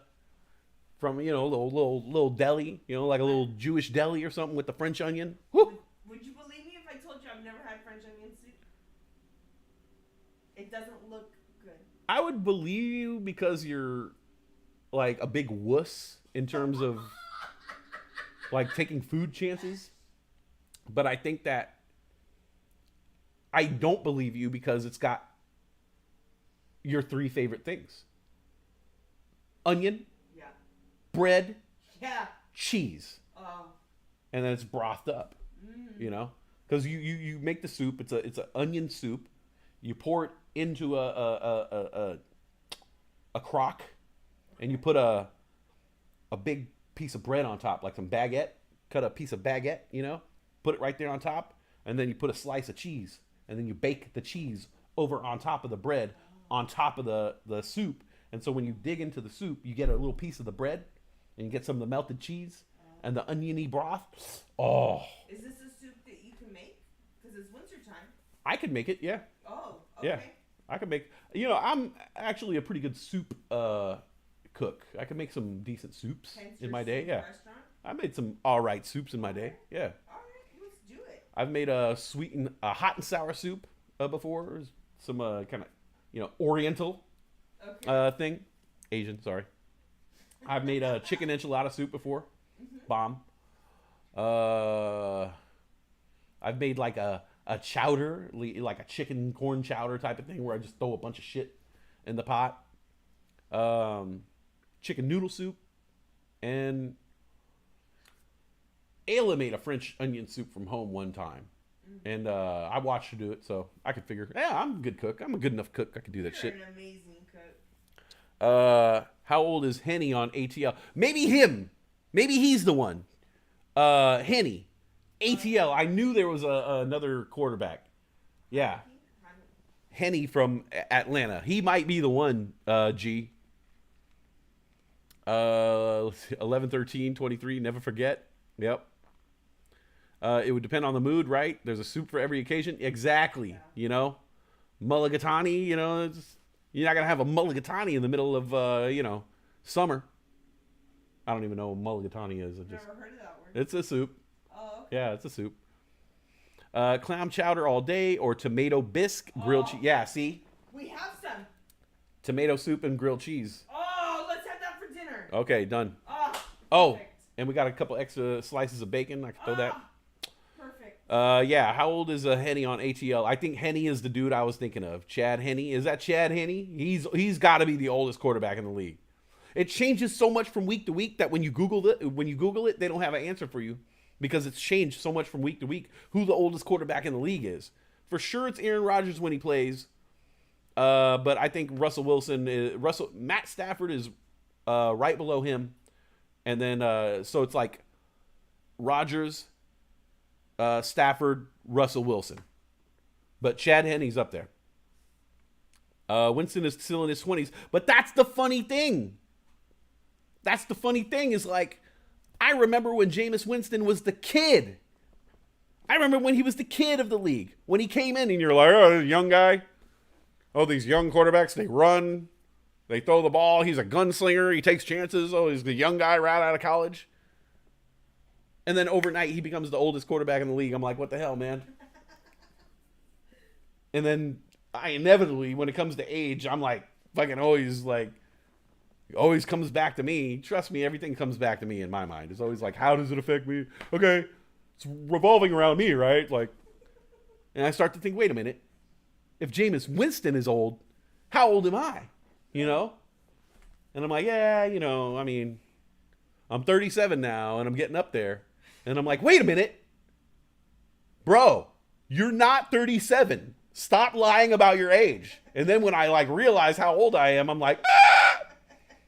I put myself in shock and I'm depressed. I'm like, dude, for real, there's no fucking way I could be this old. There's no way that I could be this old because I have a good memory and I still remember shit from, you know, 2012. 2012. Russell Wilson was young. He was the scrambling quarterback. He was, you know, first or second year, and he was leading the Seattle Seahawks along with Colin Kaepernick, who's been out of the league for 10 years. And to me, they're still young men. To me, Russell Wilson, it was just the other day that Russell Wilson ruined my life. He was still the young guy. He's still the kid. And now you're telling me that he's one of the older quarterbacks? Well, what does that say about me? That says that 2012 was 11 fucking years ago.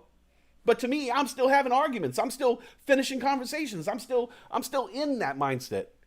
I'm still in many mindsets. I sometimes think of, I'll be sitting around, I'm like, thinking of some shit that somebody said to me in 1997.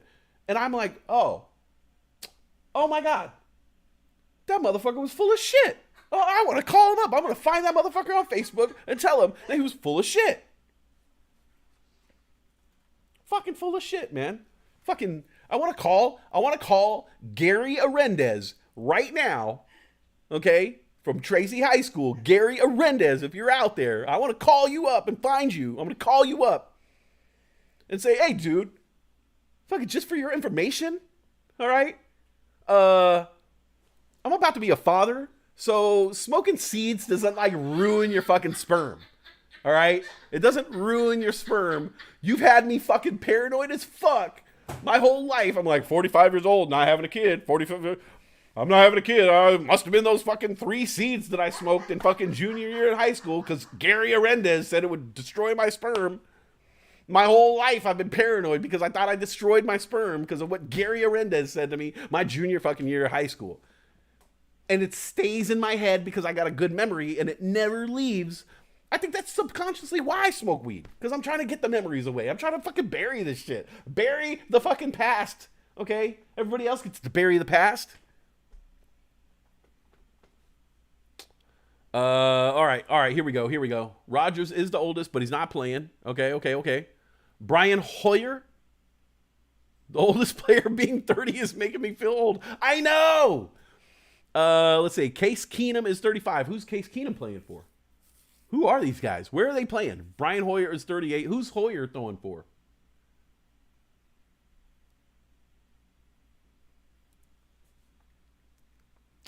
I'm still in that age window. There's a shot. All right. So Brian Hoyer. Who's Brian Hoyer quarterbacking for right now? Vinny Testaverde was the oldest quarterback to ever start a game. I remember that dude was old. Was he a Raider?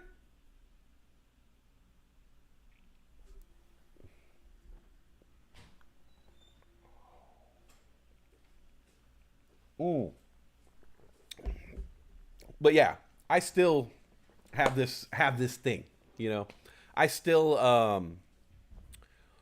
like I was telling Brittany the other day. I was lying in bed, and I was thinking of old school shit, random old school shit. Shit was just on my mind. And I was thinking of my favorite toys of all time. And let's see here if I can find it.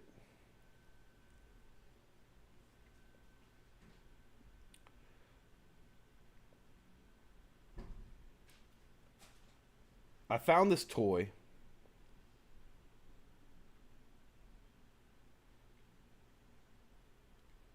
Let's see if I can pull it up for you guys. This was my favorite toy of all time.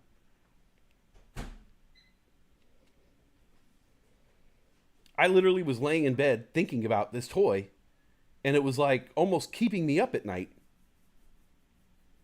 because I woke up in the middle of the night and I was like, I want this toy.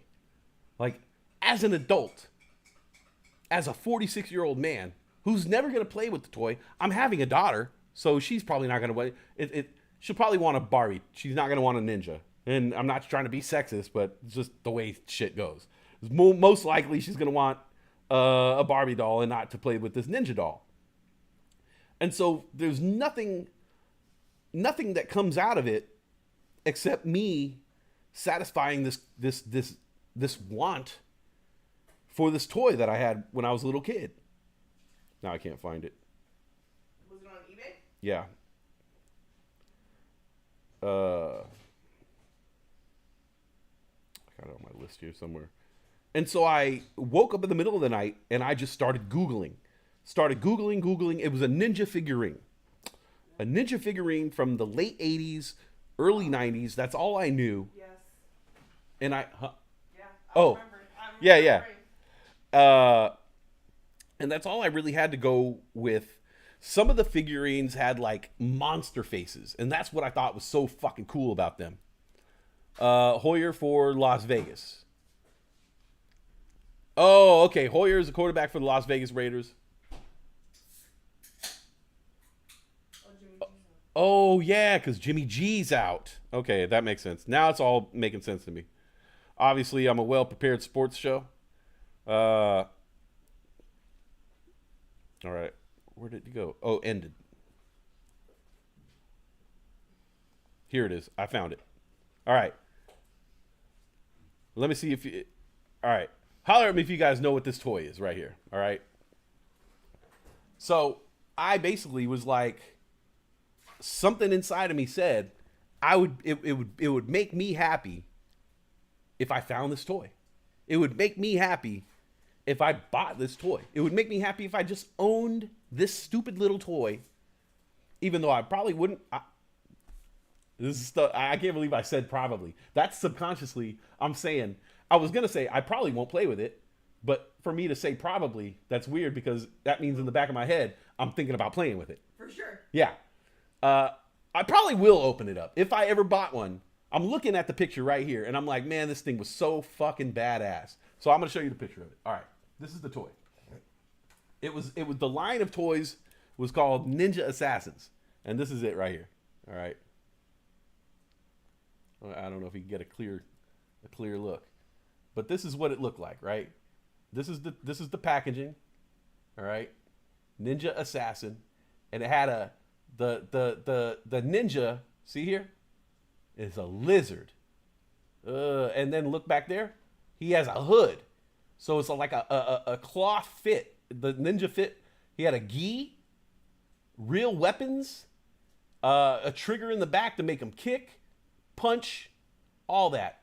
They had badass ninja weapons. This is before Ninja Turtles. He came with a ninja mask, like a hood. Look at his face. Look at that detail. It was like the size of a Thundercat. He had actual clothing. And yeah, this is the back of the package right here. And then there was all these ninjas, right? So like the assassins. All right. There was the lizard. There was a spider or a scorpion guy. The Terminator guy, he was a robot. Reaper, I don't know what that was, like some death guy, I don't know. And that one over here, the werewolf. The werewolf was badass because he was like tiger colored, but he had like a wolf face. And they all had these cloth gis and cloth ninja masks. And then the good guys, look, good guys always suck. You know what I'm saying? Because these dudes were all humans. Like they were cool. Like I had some of these guys too. Like I had him. He was cool. But like good guys always suck. It's the bad guys always ruled. You know? Like if you were a kid, would you rather have a Luke Skywalker or Darth Vader? You know? The Darth Vader just looked cooler. Bad guys always look cooler. I just tell people all the time, like, you know,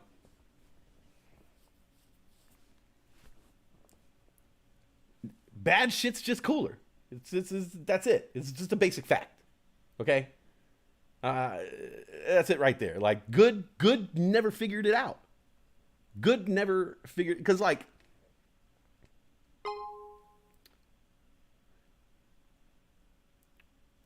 Satan has way better theme music than God.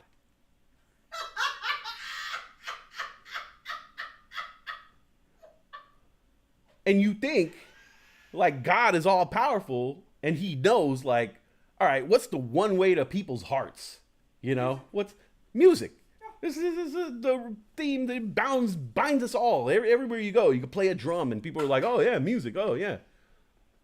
But God never was like, he never threw his support behind like someone who would really get the message out there. You know, it was always like, oh, I'll touch Josh Groban, you know, and I'll give Josh Groban the power to spread my, you lift me up. And he's like, yeah, there we go. Yeah, it's this all power, omnipotent force. He's like, yeah, that's going to touch the hearts and souls of many people. Yeah. Meanwhile, Satan's over here like, oh yeah, hold on, back up, guy. All right, check this out. I got this guy named Van Halen. Yeah, dude fucking shreds. Yeah, wait till you listen to his lead singer, David Lee Roth. Guy's fucking amazing, kicks ass. Yeah, you guys like Bon Jovi? You guys like Metallica? Yeah, I got some rappers for you too. You like 50 Cent? Yeah, this guy's all that. I created it. Fucking everything about 50 Cent. Look at his first album cover. I designed that shit with the bullet hole through the cross around his neck. Yeah, that was all me. Satan, all right? The best of the best. Motley Crue, Judas Priest, Guns N' Roses. That's all me, buddy. All right? Thank you. Lady Gaga, you're welcome. Satan brought you that. All right? God's sitting there like, fuck, man. I can't crack the code. I'm over here with fucking Jar of Flies and fucking Newsboys and fucking Amy Grant, you know?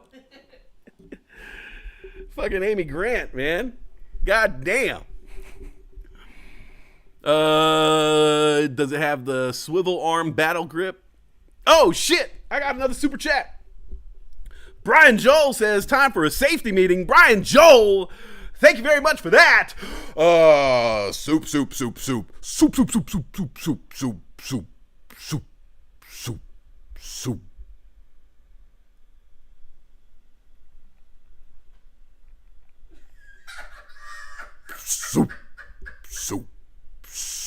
Super chat.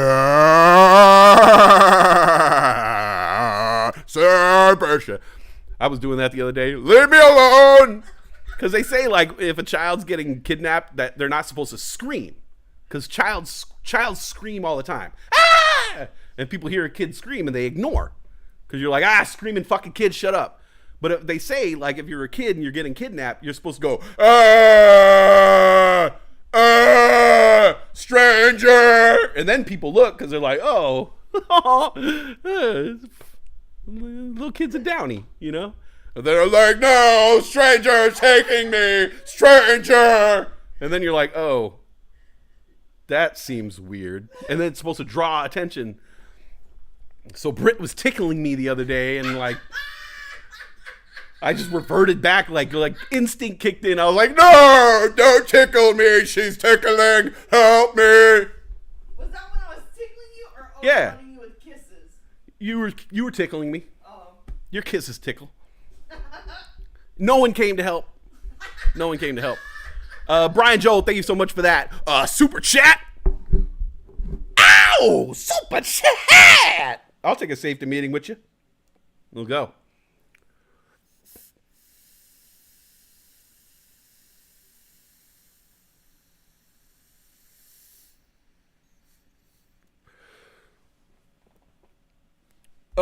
That toy came out in, I think, 1988. 85 is what eBay said. Oh, eBay said 85. Oh, shit. 1985, G. So, I got that toy. So whenever I think of that toy, that line of toys, there was a bunch of other toys that had come out at the same time. There was a lot of ninjas on the market at that time. A lot of ninjas. They had these little things called battle beasts, and they were like little beasts. I got like maybe one or two left, and they were posable. Their arms were posable. I don't think their legs were movable, but they were tiny little guys, and they had like a hologram on their chest. Okay. And you put your thumb on the hologram, and it'll expose what their element was. How cool! Yeah, and so they were like guys who were fire, guys who were earth, guys who were water. I used to have the alligator one, and like he had a water sign, and it was like a blue hologram with like waves.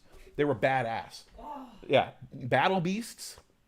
There was another little toy at the time that was ninjas as well, but it was called Guts, Guts, and it was like a take on the army figure, where instead of the little green army men, they were a little bit bigger, full color, but they were posed like you couldn't move them. But it'd be like they had a bunch of army guys, so it'd be like a dude with a grenade and a dude with a gun, but then they had a line of Guts ninjas. And so there'd be like a ninja with like nunchucks, but he was like in that position. But they were little badass, little rubber and like cool detailed. And so like they were fun little toys. They were also little ones. And then there was those ninja figurine, the Ninja Assassins line that came out. But all those toys, I was playing with all those toys in the living room of the house, and I specifically remember like that Saturday lineup of cartoons. There was still Beetlejuice was a cartoon. Beetlejuice used to be a cartoon. It was a good cartoon too. Like it was funny. It was a funny, good cartoon. Saved by the Bell. For sure. Had just kind of came on and was like a thing. So I had those toys at the same time that Beetlejuice was on the air and Saved by the Bell was on the air. It was like that, time in my life. And yeah, I just want to own it, just to like have it and like almost like as a like my cousin grew up the same time as me, and we had those toys and all those, like he doesn't even remember that toy, so it's like it's almost like to just have it in history. Like I remember it, so I could be one of the few people to take it and keep one and show later people like, yo, this toy existed, because there's a lot of toys that I remember that a lot of people don't remember, and I just want to like keep the memory going, and then one day you'll show it to someone and someone will be like, holy shit, I remember that. Well, let me ask you, would you prefer having a vintage toy that's still in the package that it's like, oh man, I can never play with it, or would you prefer having one that's not in the package that you can play with? Well, I think about that often too. Okay, so like it all depended. So like if I found one that was, so like that one that I just showed you guys that was in the package, $299, I think? Yeah, I found one a lot cheaper. Oh, you did? Yeah. Oh, but okay. It's not in the package. Oh, okay. Well, see, that's the thing. Yeah. So like $299 for a toy that's in the package, that's fucking like, that's when I've become filthy rich, and I just don't know what to spend money on anymore. Yeah. That's when you start just collecting the shit in the package for whatever amount, and you just, money is no object at that point. It's all about the accumulation. Me, I'm more of a cost-effective collector. I like to collect stuff, but it has to be at the right price point. So like when we go out, so like me and Britt, we go out antiquing all the time, which is I'm sure if fucking 19-year-old me heard me say that shit, he'd slap the fucking taste out of my mouth. Be like, motherfucker, you antiquing now? Bah! But like, we'll go to the antique stores and we'll find stuff. So like this coffee mug right here, you know, Florida Looney Tunes coffee mug, Weston Weewaxation. I don't know, 99 cents, $2. Yeah. Like we don't pay over $5 for a coffee mug. And they're always like vintage items, old items, shit that you're never going to find again. So like, to me, that's cost effective collecting. Now, if I saw that same thing in a box that had never been touched before and it was like $50, I would never even look twice at it. So it kind of has to have that, okay, am I going to buy it to collect it and it really get like these toys, the ones that I was showing you guys, nobody remembers those. So how do I know there's going to be a market? I have a CD here that I bought, and I might be one of the only people alive that has that CD in a wrapper brand new. And at the time when I bought it, it was this guy who recorded a rap album while he was deployed in Iraq. And so he self-produced it and rapped, and it's real fucking gritty, and it's like super, at the time people knew and remembered. They were like, oh, I remember when that leaked. I remember when that came out, like that shit was hard. And so the price of the CD was like, it was like after I had bought it and held on to it for a while, I would look on chat rooms and look on eBay and stuff and see how much they're selling it for. And the price had risen up to like $45, $50 for one CD. And it was for a used one. And I was like, I got it in the package. And I held it. I held it so long, people forgot about it. And when I went to Google it recently, I couldn't even find a trace of it. But because I can't find a trace of it, I can't find a market for it.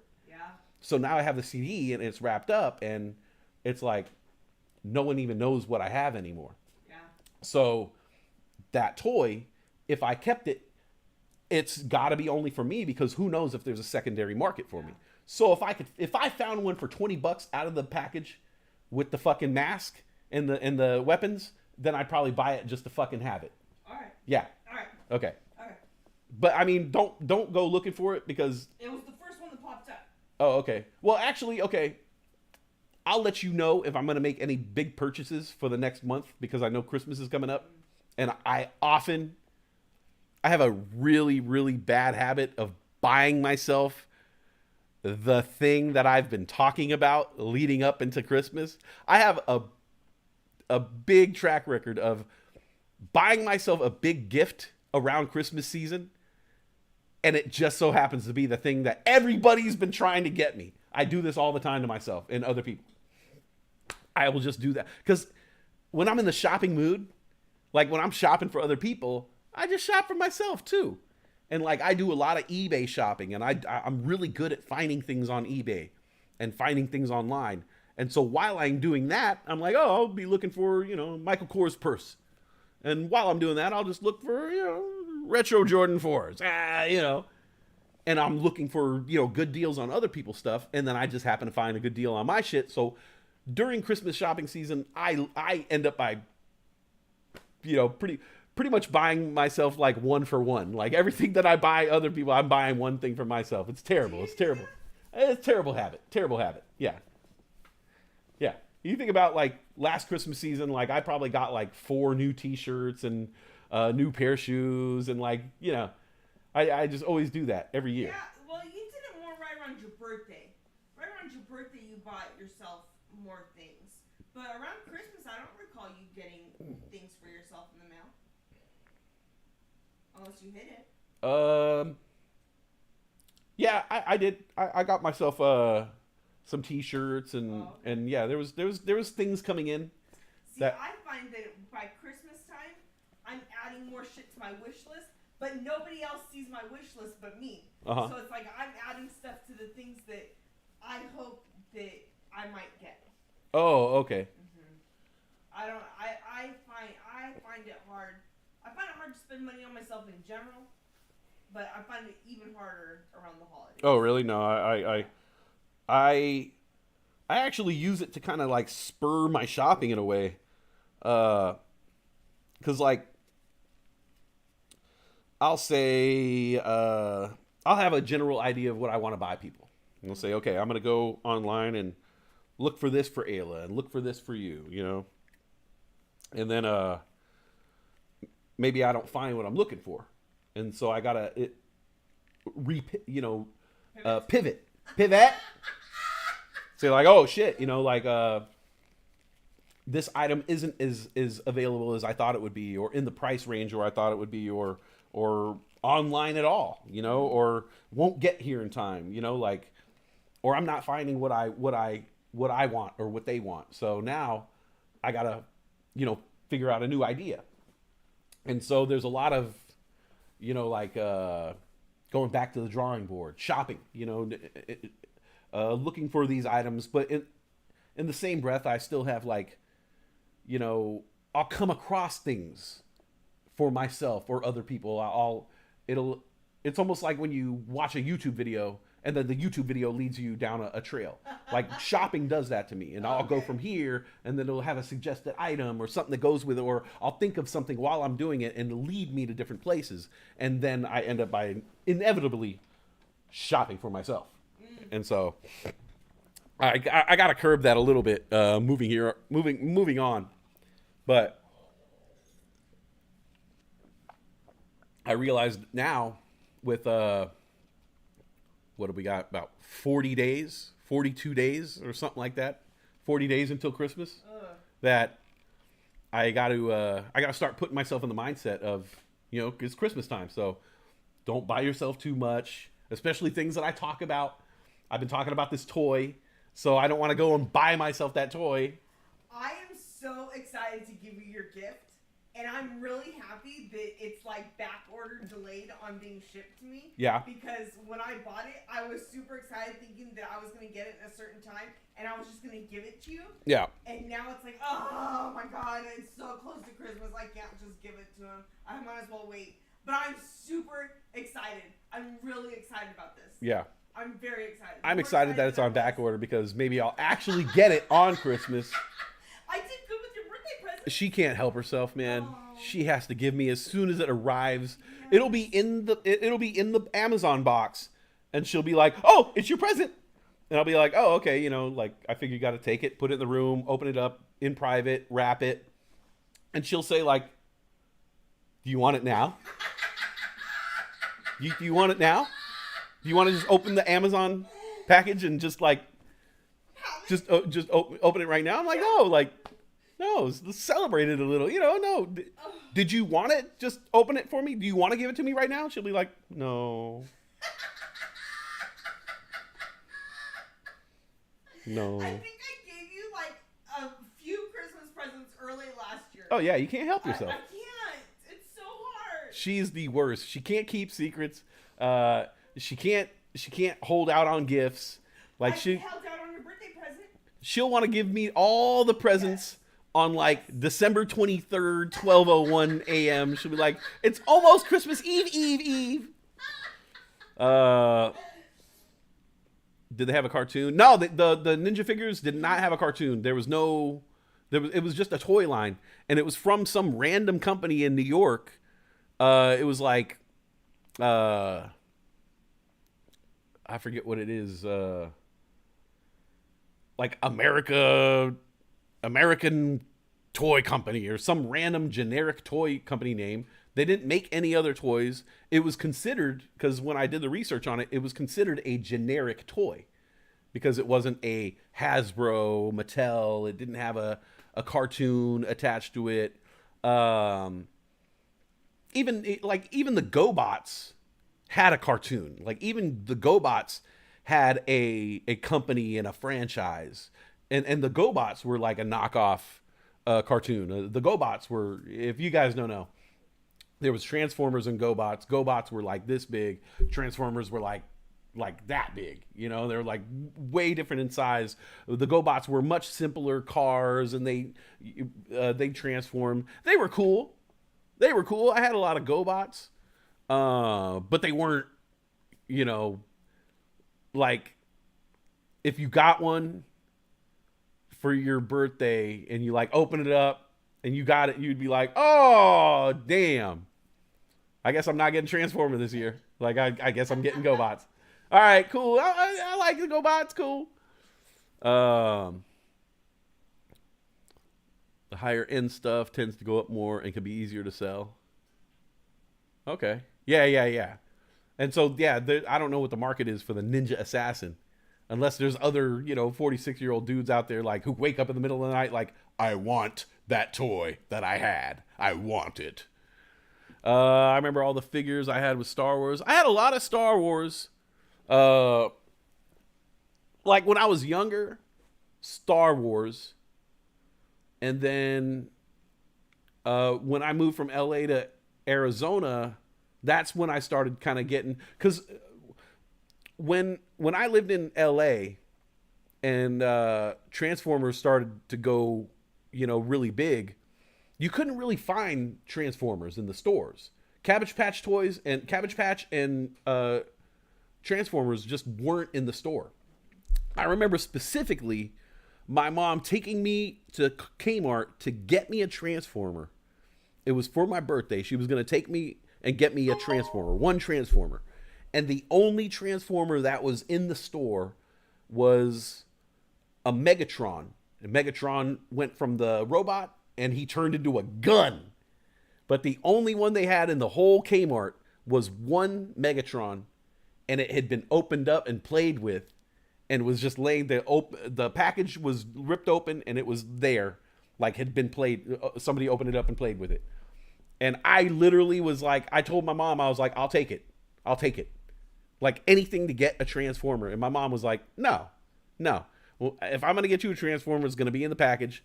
And so I didn't get the Transformer like when the Transformers came out. I got the Transformers like later on, like after Christmas, like later on, summertime when they reproduced them. And I had some GoBots. I had a lot of He-Men when I was a kid.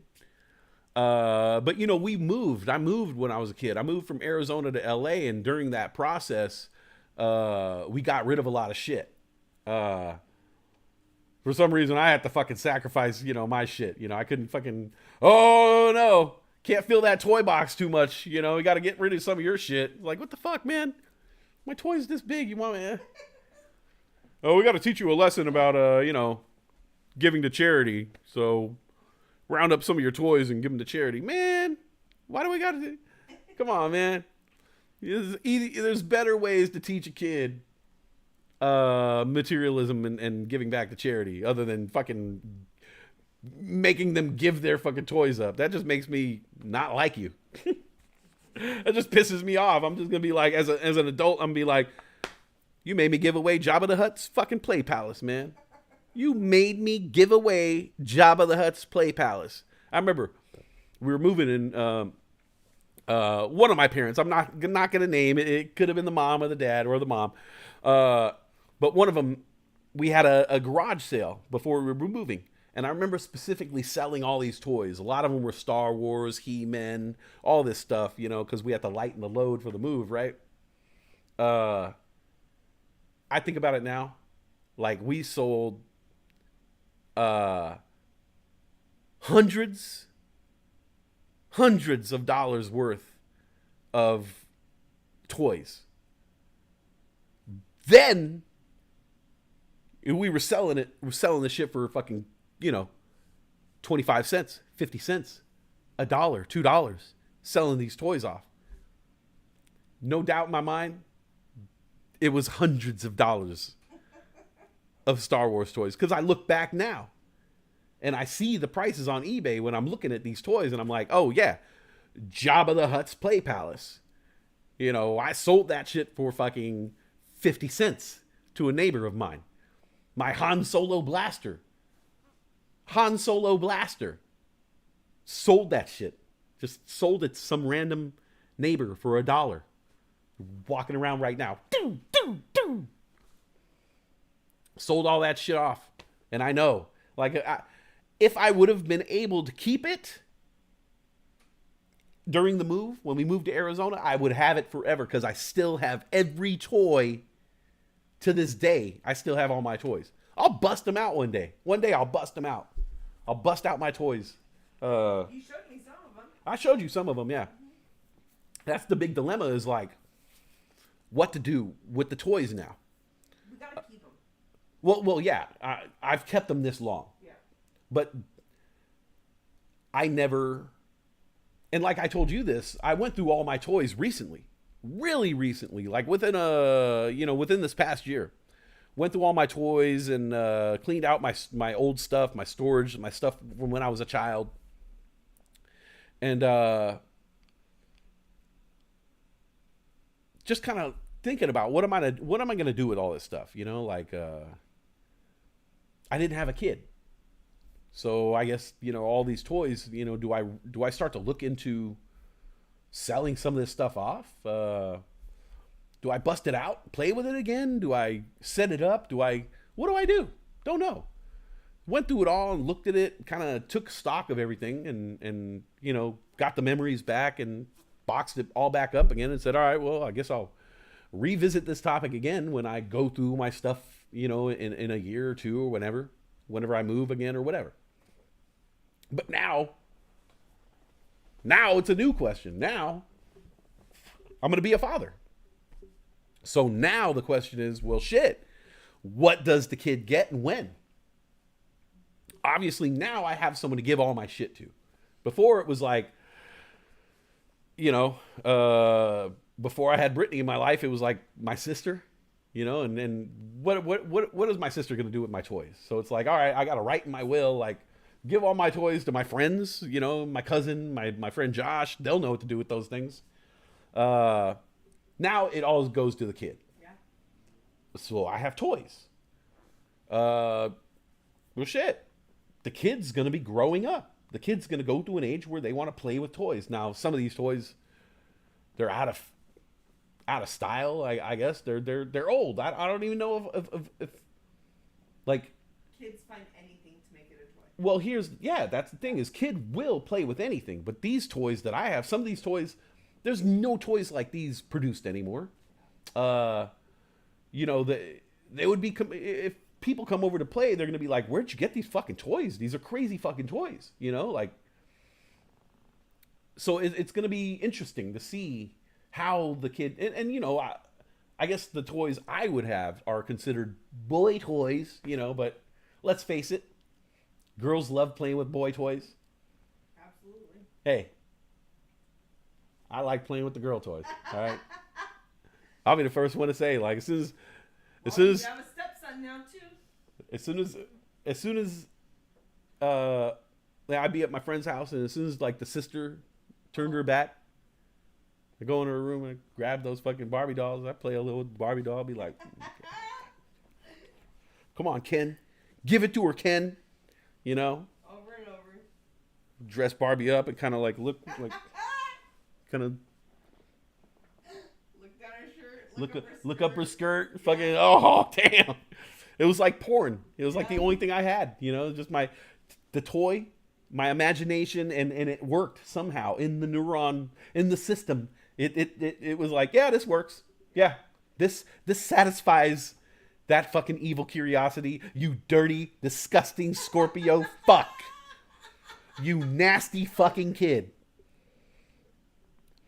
But yeah, so I have these toys. Some of them are, you know, some of the toys I have are kind of broken down and beat up and you know, I'll put those aside and just, you know, I don't want to, there's a lot of explanation I would have to do too, you know, because some of my toys are like covered in like red paint and it's like, I'd have to explain to my daughter at some point. I used to have fights with them. And if this guy hit the other dude in the face, I'd put a little fucking food coloring in his face to make him bleed. You know, and then they beat the fuck out of each other. And then all my toys would be covered in food coloring because they just got the fucking shit kicked out of them because they all had a fucking fight club. And my fucking G.I. Joes are busted up and bleeding. And some of my Star Wars figures never got the business. Like the Fett Man. Never fuck with the Fett Man. Boba Fett, pristine still. Just a little bit of the paint on Boba Fett is rubbed just because I, you know, touched him so much. But like Boba Fett never got any food coloring. Boba Fett never got hurt. You know, he was always sitting back watching the action. But I had like other figurines that weren't as great, you know? Like the Luke Skywalker figure. I didn't like Luke Skywalker. He was a fucking white boy, you know? Some of these other figures, you know, like if I had the G.I. Joe figure, but he had like a cool face, I wouldn't fuck him up too much. But if it was like a dude, you know, like I had Roadblock and it was just like a man's face, I was like, you're getting fucked up. You're getting your shit kicked in for sure, dude. And I would have these fight clubs and beat them up and pose them and they'd be dripping with blood. And like, I would take my G.I. Joe figures and fucking eventually start burning them, you know, and they'd be like, one dude would be melted. I'd be like, oh yeah, fucking got hit with the flamethrower. And then I'd take the figurine, go outside, burn him with the Bic lighter, melt him a little bit, cool him off, go back inside the house, and then fucking he'd be melted there and like do a whole fucking thing. There was a whole fucking production going on.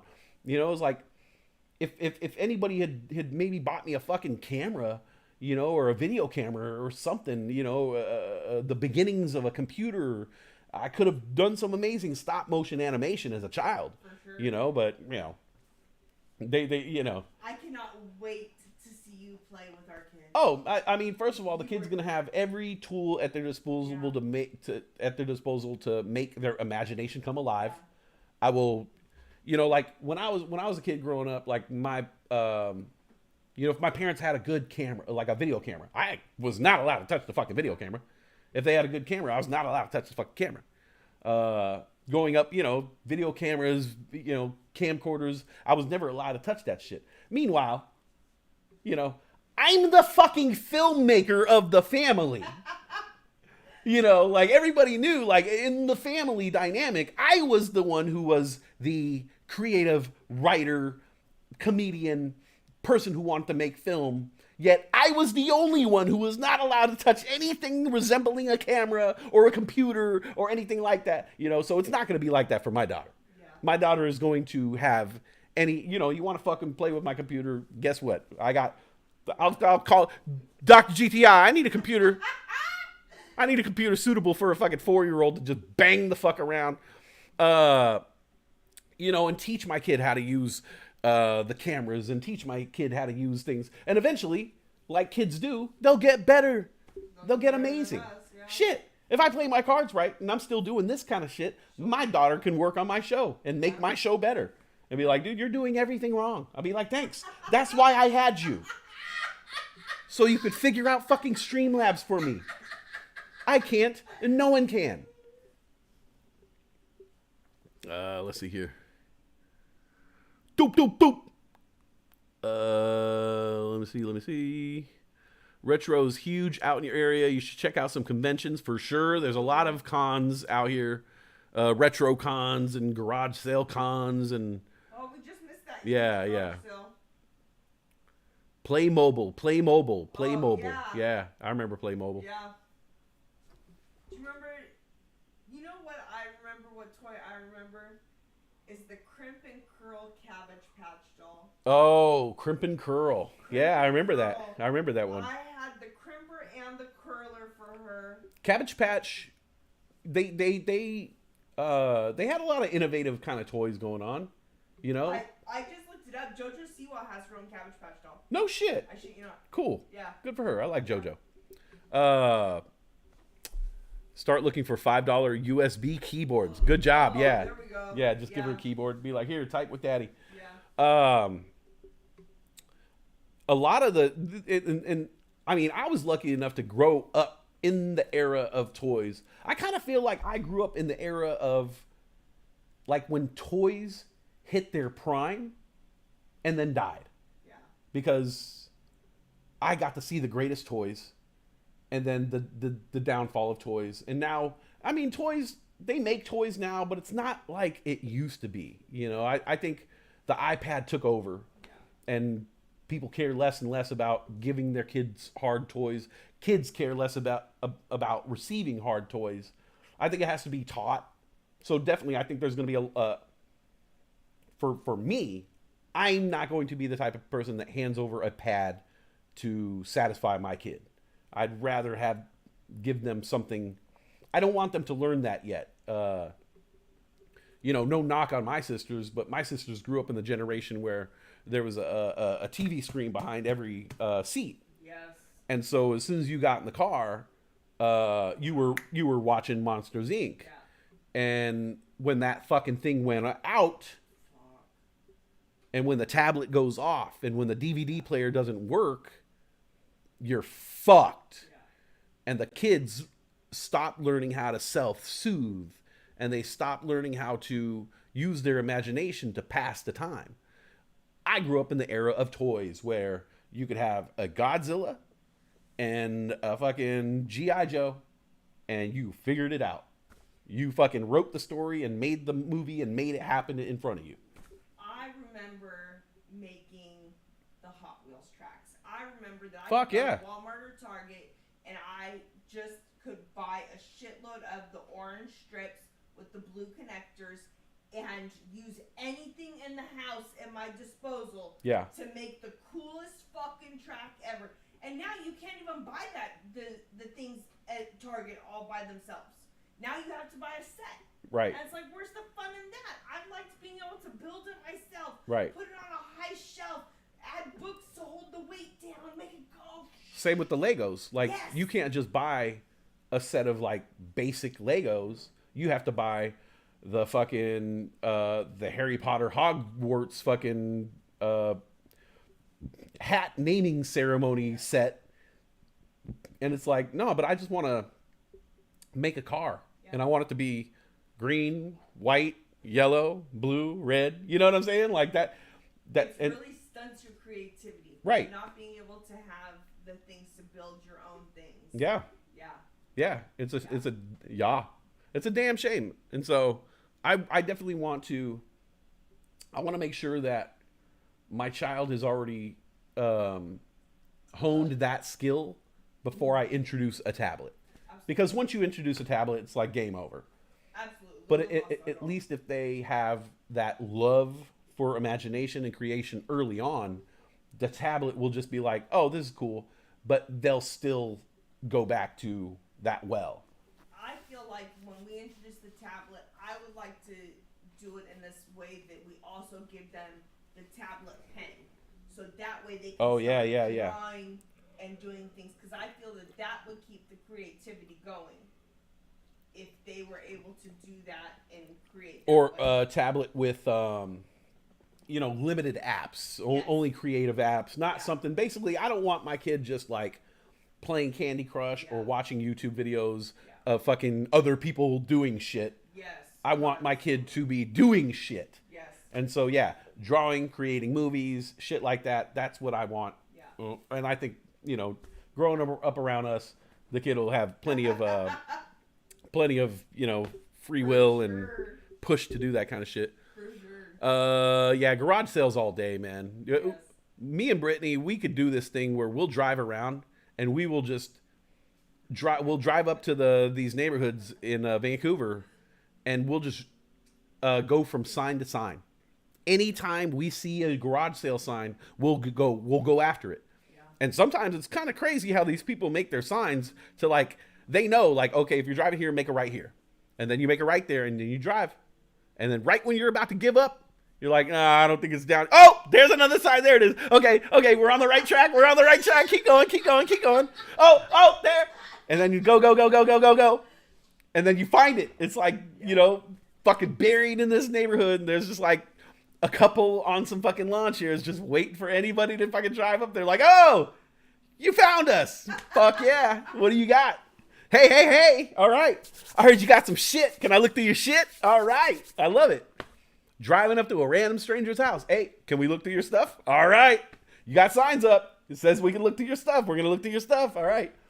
Well, in the place that we got our ice chest at, they had the Niners shit on the fence. And it was like, are they selling those? Yeah. Like, well, I that was my way of cracking the ice. Oh, I walked up. He had a sign that said parking reserved for Niner fans only. And I was like, hey, let me ask you, is that for sale?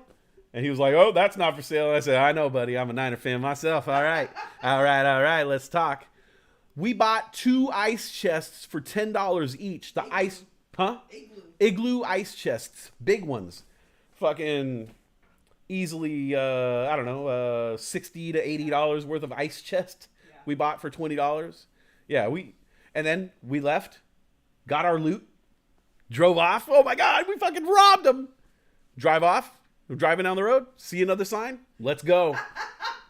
And literally, we'll do this like, all right, we have 4 hours to do this, and now we know how to do. Okay, we got to bring water. Yes. We got to bring snacks. Early in the morning. Start earlier. Yeah. Water, snacks. Have maybe a general direction and just go. Yeah. And around these parts, especially like on a Friday afternoon or a weekend, man, garage sale after garage sale after garage sale. You just, man, I couldn't believe, even when we were done and we were giving up and going home, it's like, oh, there's another sign. Oh, there's another sign. Oh, there's another. Holy shit. Yeah. There's so many of them going on. I love it, man. And I hope our daughter has that passion of the hunt. Yeah. Nothing better than just hunting something down and finding something cheap, something that was just, somebody was done with, and having enough, not having pride or ego to where I could buy someone's secondhand stuff. I'm not above that. Yeah. I had an ex-girlfriend one time, that thrift store, the Jewish women's thrift store right by Sunny Grill. Oh, the one you took me to. Yeah. Great thrift store, right? Yeah, great thrift store. Fucking love that thrift store. I brought my ex-girlfriend there one time. And I'd gone hell of times. And one time I was like, hey, do you want to come to the thrift store with me? And she was like, what? I was like, yeah, I go to the thrift store every week. This is how like far apart we were. I did this thing every week. She didn't even know. No shit. Like, come on, hang out. And she was like, I don't really like thrift stores. I was like, what? First of all, she was like, she was a white girl who, she wore like flip-flops. I was like, you don't like went to, and she was like, oh yeah, I got to think about other people's stuff. I was like, oh shit, well, you're going to hate this experience because everything in here is other people's stuff. And I remember and I was like finding records, and I was so, oh man, look at these glasses. And the whole time she was just like, yeah, can we go? I'm ready to go. She had no fun. It was just because she didn't like other people's stuff. And I'm like, fuck no, man. Do you think it comes down to the way she was raised? Because possibly. I was raised growing up, like, we didn't have money, so we went to Goodwill. Right. And that was the fun time. Yeah, I think they were from, like I said, one of those upper middle class suburban neighborhoods where you gave stuff away. You didn't. Oh. You pick up used shit. Yeah. You know where we used to go? Huh? In high school, we would be like, okay, well, we've hit all the thrift stores in Lodi and Stockton. We want the nice stuff. We would go to Pleasanton. Oh yeah. There was a really nice thrift store in Pleasanton. I just remember going down the road. It was on the right-hand side, tucked in a little nook, and they had the nicest fucking shit, man. Yeah. The nicest shit. Yeah. Oh, great deals. In our neighborhood, so growing up in our neighborhood in the, Dublin, San Ramon area in the Bay Area, it was a rich neighborhood. Yeah. And so, the thrift stores over there, great. Top notch. Designer shirts, yes. $2. But there was this other thing they would do, which was a once a year or a couple times a year, they would do a spring cleaning. And so anybody in the neighborhood can put their junk on the street and a truck would come by and remove it. But before the truck would come by and remove it, the scumbags of society, would drive around your neighborhood and look through your shit. Yes. I love looking through your shit. And we would find the greatest, especially in San Ramon, we would find the greatest shit. People would just be like, oh, these skis are so last year. Fucking throw their skis out and fucking snow boots, boxing gloves, all this stuff. We literally got a full-size arcade game. Oh, this was where I've told everybody this story, that we had the game Arch Rivals, which was an old school arcade game from, I'm guessing, the 80s. It was basketball, 3-on-3 basketball, but the thing to it was you could punch other players and you could pull their pants down. And so they'll dribble down the court, and if you hit like Turbo and Steel at the same time, you'd pull their pants down. And then they have to pull their pants up. You get the ball, and then you go and dunk. And so it was like, it was a basketball game, but it had like a sense of humor, and it was comic booky. That's awesome. Yeah, and at the time, it was a popular arcade game. Like it was popular, but you know, by the time 1997, 1998 rolled around, it was just old, and I'm sure if I looked it up, that game would probably be in the thousands if you try to buy it now, because it's retro and vintage. Somebody put it out on the fucking street. Wow. Somebody put it out on the street, and I worked at that coffee shop. Some local hippies who were doing the garbage runs found it and took it. They had a stay wag. If you don't know what that is, that's a station wagon. All right? And if you don't know what a station wagon is, it's kind of like a hatchback, but if you stretch the hatchback out. Yeah. Yeah. Because they don't exist anymore. Yeah. Our daughter is going to grow up in a world where she does not know what a stay wag is. The term stay wag will be dead. And the term station wagon will be obsolete. It'll be for movies that take place in the 80s. Station wagon's dead. Were the station wagons the one that you could sit in the back and face? Yeah. Yeah. Fuck And yeah. if a car rear-ended you, all three kids just got mashed. And so they had a station wagon, and they found an arcade game sitting on the side of the on the road, and they put it in the station wagon, and they drove to the coffee shop. And you know, I'm working at the coffee shop. I was I was a couple years older than everybody, because I was maybe like 19 at the time, and all the people who went to the coffee shop were like 17, 16, and I had my own place. You know, I wasn't from that neighborhood. I moved out of my parents' house and got a place and lived with my girlfriend, but I was still their age. I was always a go-getter, you know, in a way. I always wanted a place to smoke weed. Yeah. It didn't really matter. Like, and once I got that, then I would stop getting. It's like, okay, I got a place to smoke weed. Cool. And so I would strive to, and so out of everybody else, you know, everybody else is 18, 17. I'm the only one with a place. And so they show up with this arcade game, and they're like, yo, we got this arcade game, but we don't have anywhere to put it. We don't have anywhere to, you know, we don't have anything, you know, can we store it at your place? And it was like, fuck yeah. And so we rolled the fucking machine into our fucking garage, and we had the fucking machine there. How cool. Yeah.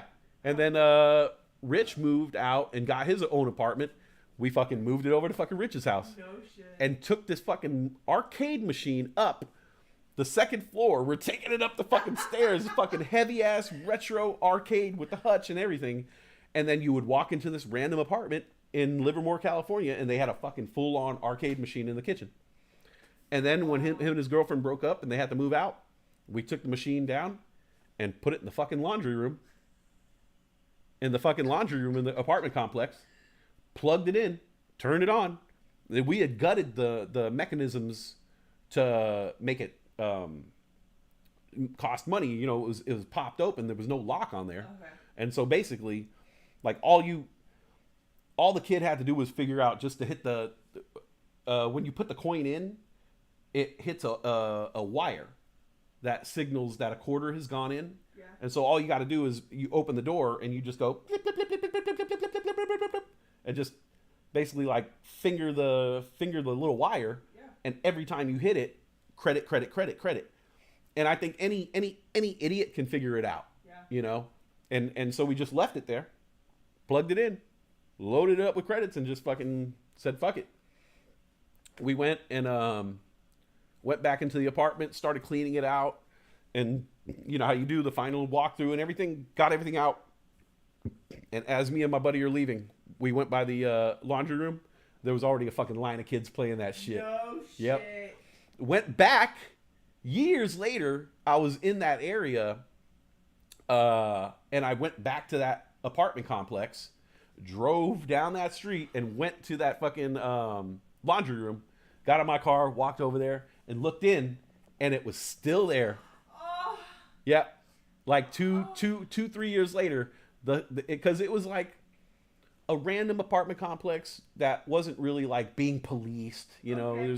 So it was kind of like the residents took care of their own shit, and so the residents had been taking care of that machine, making sure that no one stole it, no one fucking tried to charge for it, and it was just kind of like this secret amongst the residents of like, hey, fucking laundry room B has a free fucking arcade game in it.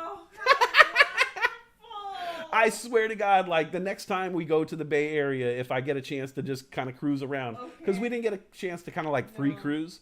The next time I'm going to find, because I remember where it's at. I'm going to find that spot, and I'm hoping that it's still there. Okay. We have to play it if it is. Yeah, oh yeah, for sure. Yeah. For sure. And hopefully if it's still fucking working, it would be a miracle if it was still there. But hopefully it lived its life. Yeah. And no one stole it or prematurely took it and was like, oh, we could take this and sell it. You know, hopefully everybody kind of just don't say shit about it. Just let this ride, and hopefully it had a good life. But yeah, that was pretty badass that we did that. That's cool. Let me see what we got here. Sorry, let me catch up on the chat right quick.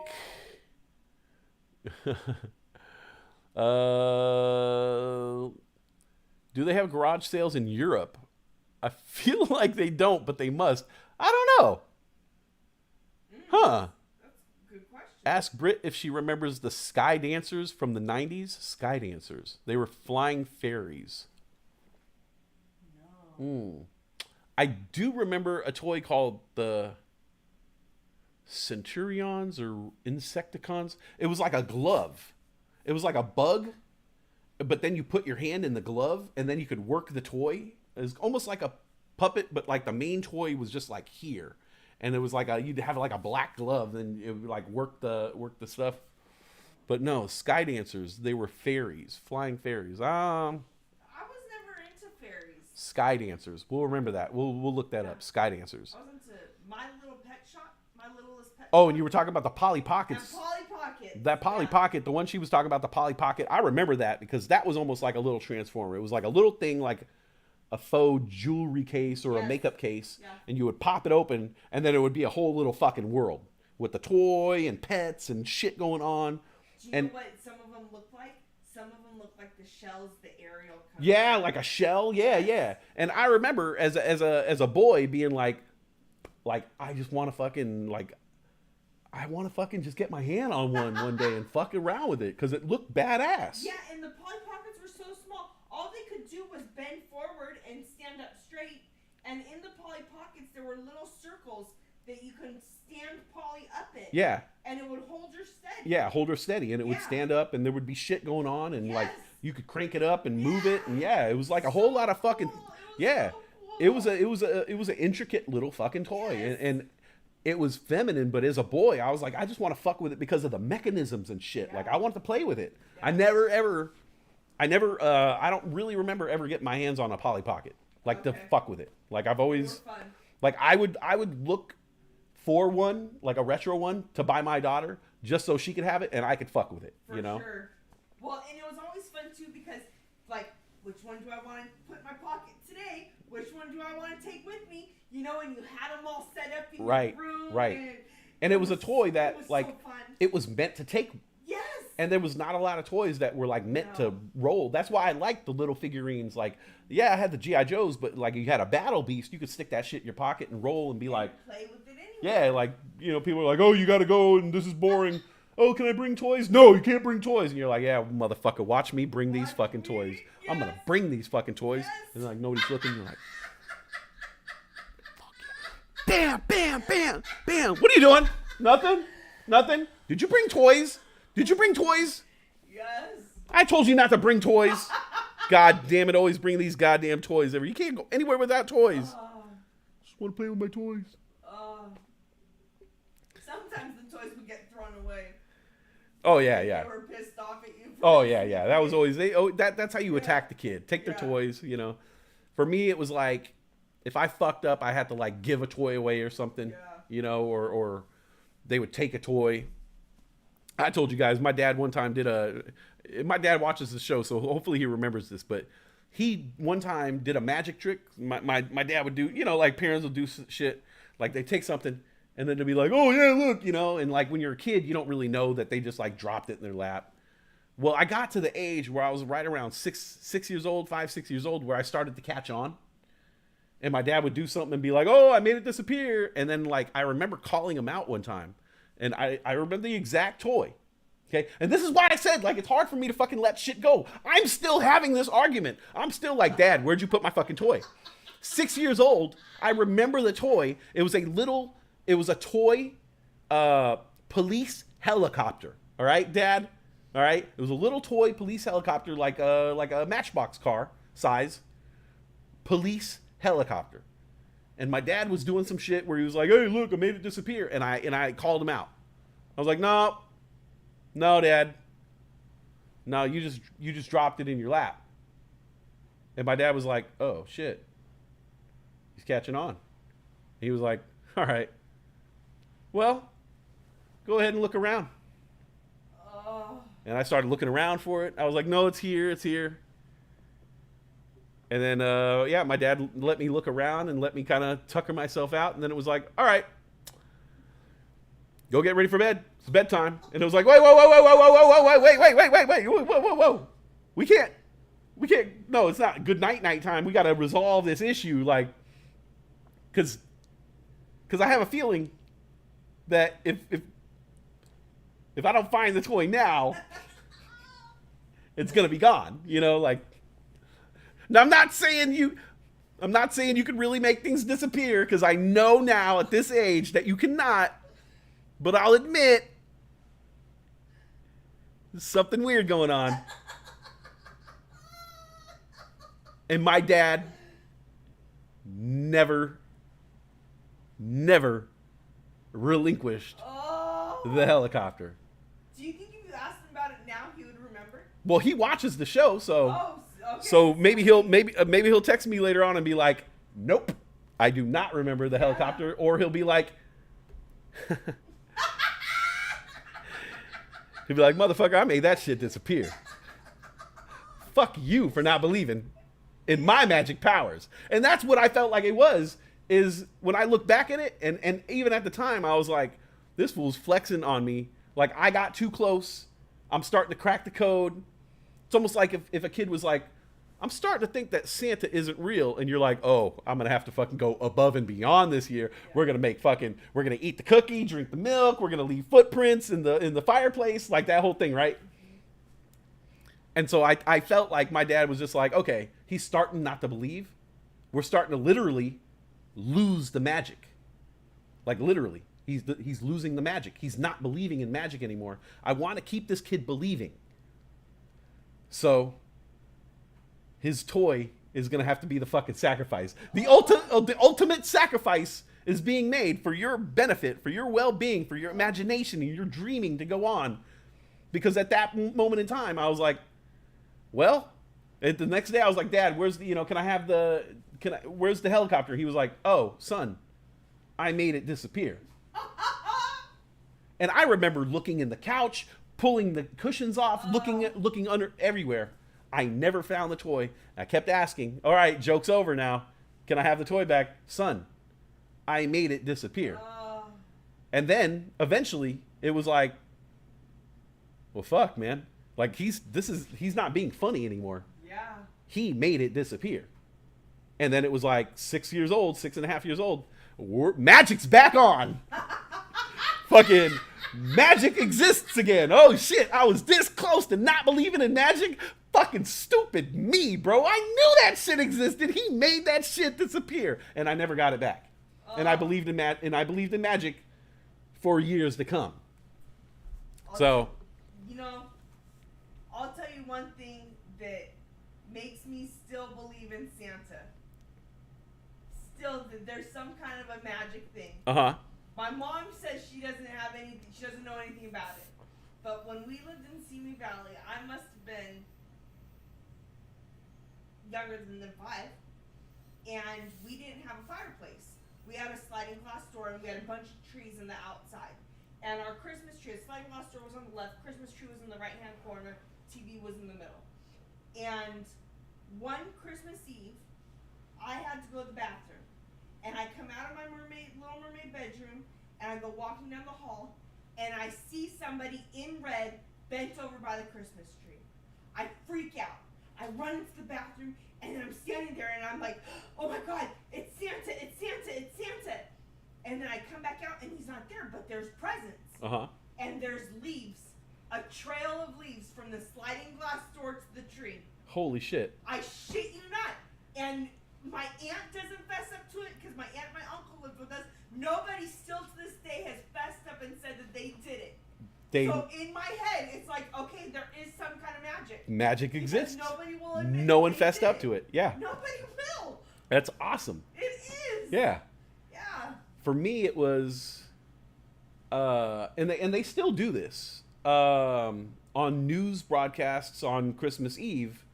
The weatherman will bust off, and it'll be like Santa Watch. They'll be like, "Oh, it seems like we're getting a report here that right around bedtime, it'll be like, it seems like we have a report that we are seeing unidentified flying objects. That it could be Santa's sleigh flying around the city tonight." So yeah, and they'll show a radar. So they did that when I was, I'm gonna say 9 years old. 8 or 9, in between there. Okay. I had just moved to Arizona, and it was like basically our first Christmas as a family, just me, my dad, and my mom. And I was starting to become very aware of the world. And I was right there where like I was starting to catch on. And it was really starting to become kind of like lame to me. Like, yeah, I don't think the Santa thing is real. There's a lot of holes. There's a lot of cracks in this story. And we were all sitting around watching the news, and fucking, I watch it now when they do it now, and I could see that the meteorologist is being cheeky. He's got a smile on his face. He's like, oh yeah, no, and he's being over the top, and it's like sarcastic.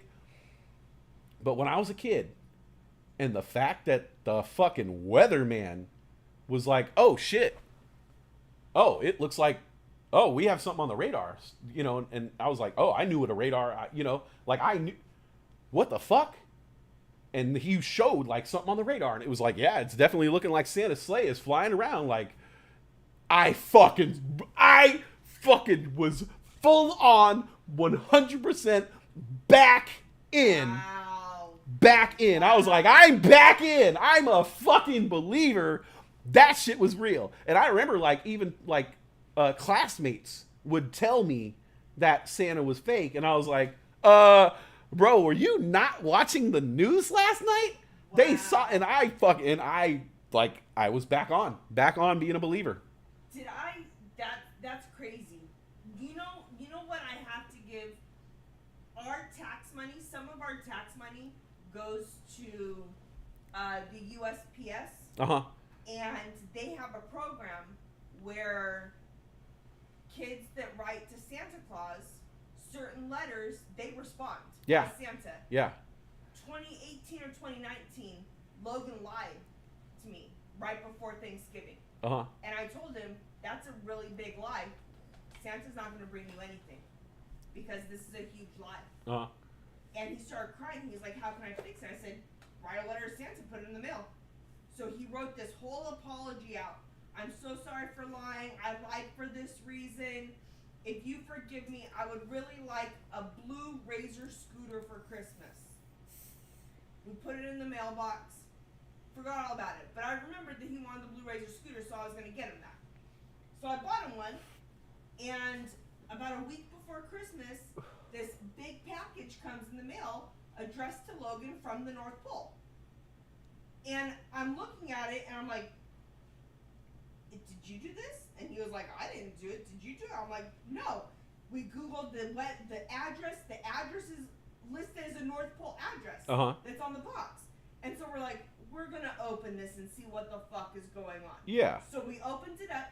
There's a letter from Santa saying he accepts Logan's apology for lying. What the fuck? There's, we're so thankful that you owned up to your error, and I forgive you. I hope you enjoyed this Christmas present, and I always want you to keep the magic alive And we're like, what the fuck? We open up the box. It's a blue Razor scooter. What the fuck? Shit you not.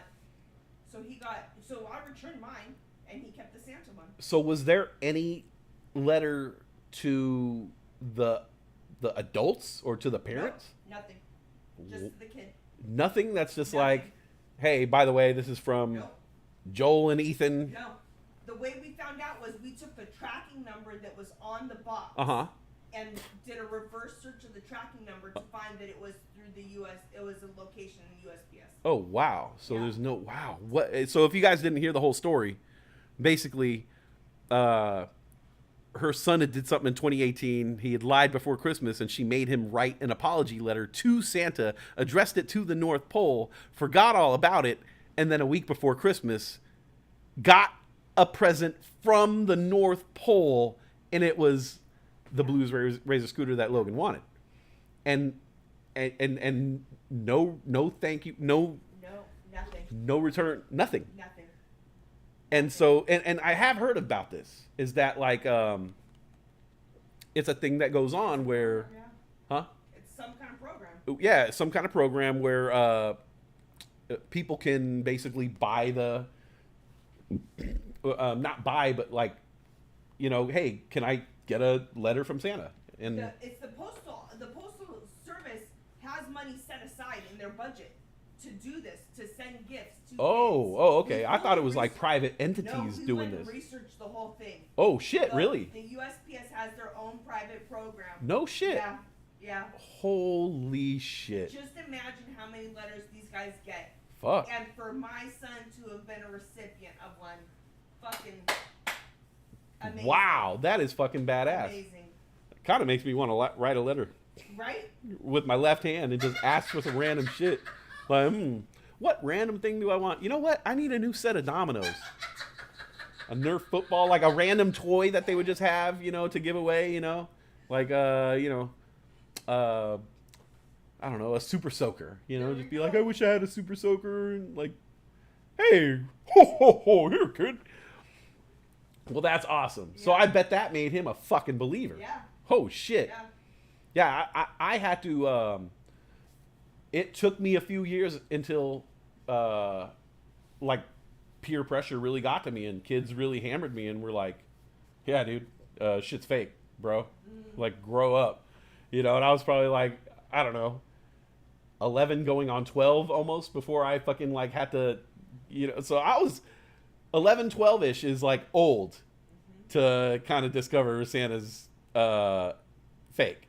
Yeah. It's only because I got revitalized by the fucking meteorologist, you know? Yeah. So you gotta love it, man. That's cool that they did that. Fuck yeah, man. Yeah. Fucking Rod, man. The fucking Rod. I'll have to watch him this holiday season and see if he does it. Oh, I'm sure he would, man. That's the Rod, man. I love my weatherman, Rod. I realize why I'm like that now. Why? Because Rod, that was the only, like, when I first moved here and I lived in Michelle's office, the TV got weird reception. And so one of the only channels that came in really clear was that channel. And so I would keep it on and watch Rod every morning. And I was like, and then I started, you know, during COVID, when you got these like patterns and when you got your routines, they become like you're kind of like your escape. Yeah. And so like every day to see Rod, it was, I started seeing Rod. I'd be like, Rod, the fucking Rod man. And he became like my homie. Every morning I'd be like, good morning, Rod. And so now when I see him, I get this reaction of fucking Rod. You get so excited. And the first time you did it, we were laying in bed. The TV was still against the wall. And we had just gotten the live TV antenna. And it was one of our only channels that came in. And Rod came on. And you were like, Rod! And fuck yeah. Like, what the hell? You got so Rod. excited. You got so excited. And I thought, I love hearing this joy in your voice. I love hearing it. Because he's the Rod, man. Yeah. Have you ever been on the other side of the sales? Talking about garage sales. Oh. Call back to garage sales. Have you ever been on the other side of the sales? Have you? Yeah. Yeah? Yeah. She says it's stressful and almost always get the early birds that lowball So I didn't know this. The first time we ever did a real garage sale was me and my dad, and we were in Tracy, and we were moving again. You know, fucking, we were like gypsies. And they had put an ad out that said, you know, like a penny saver or whatever, hey, we're going to have this garage sale. And fucking people came early, fucking parked all over the block. Like, it was almost to the point where, like, it was almost like embarrassing. Because our neighborhood never saw, like, action like that. And now all of a sudden, like, the street is lined with cars, and it's our fucking fault.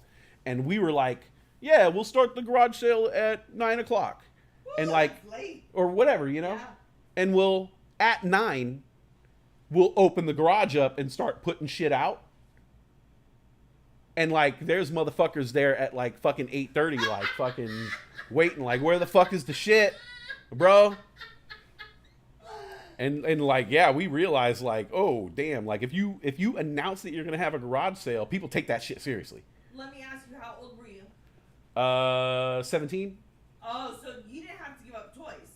No. I was, yeah. My first experience with garage sales, I was in elementary school, and my mom needed cash. Yeah. I had to give up toys, and I would be crying because I didn't want to put them in the bucket. Well, see, that happened to me in LA, but it wasn't like, that was more, we had a sale, but it wasn't an announced thing. This is LA. We just basically like went to the little strip of lawn that was out there by the sidewalk, put a blanket down, and just set our shit out there, and basically only sold to like the neighbors and the people who lived on our block. But it was like LA, where it's like apartment complexes just lining the streets. You fucking put a blanket and just sell shit. People just buy all your shit. And so it wasn't the real garage sale experience for us.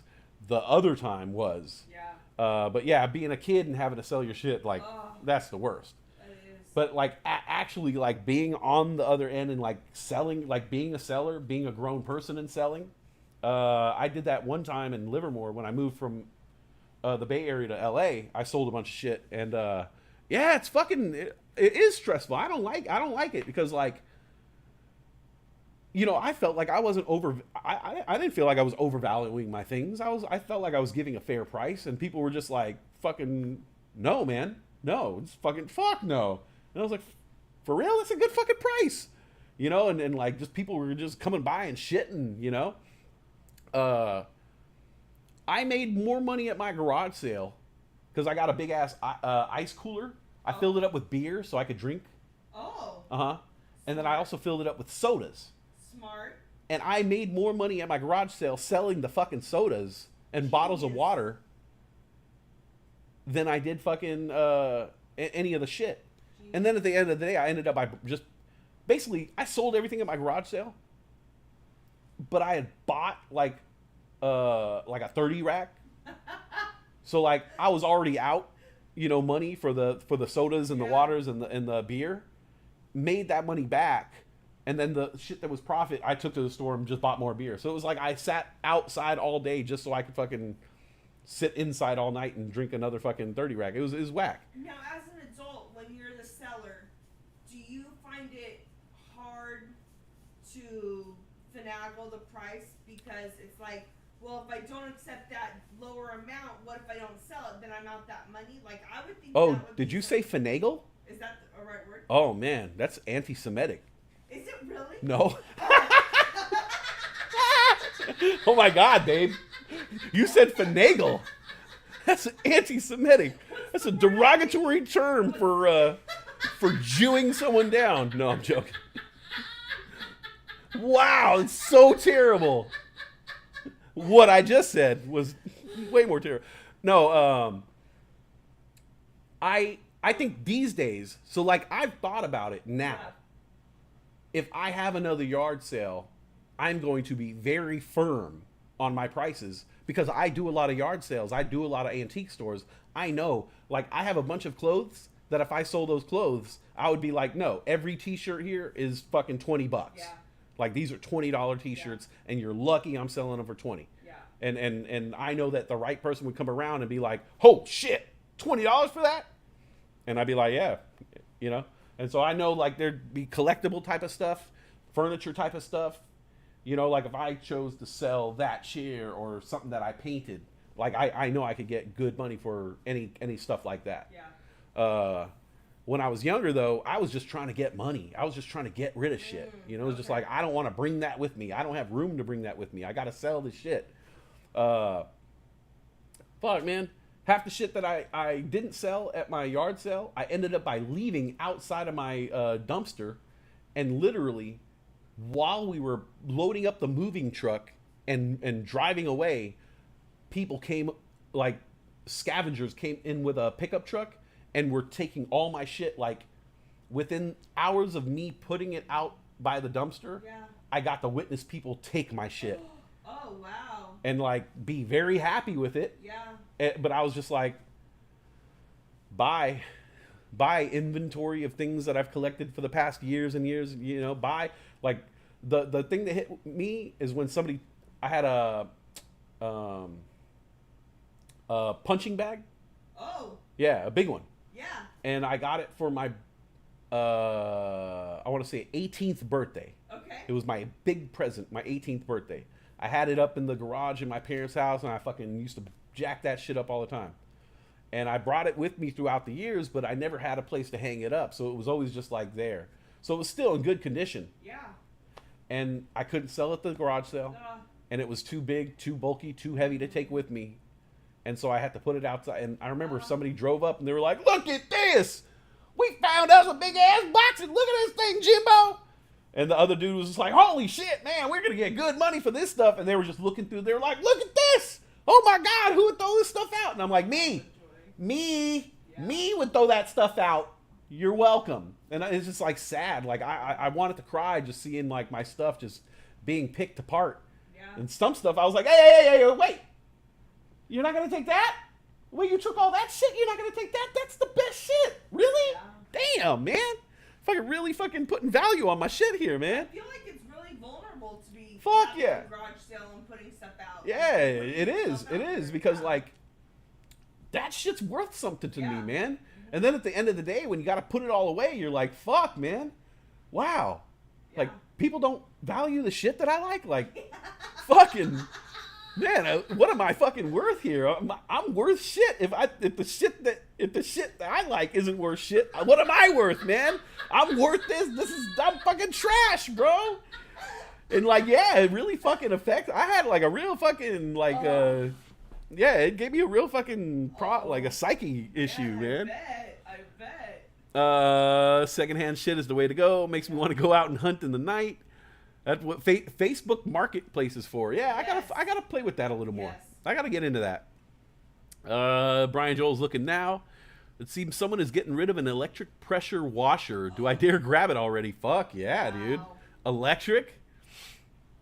Jen Matt's super active in those streets too.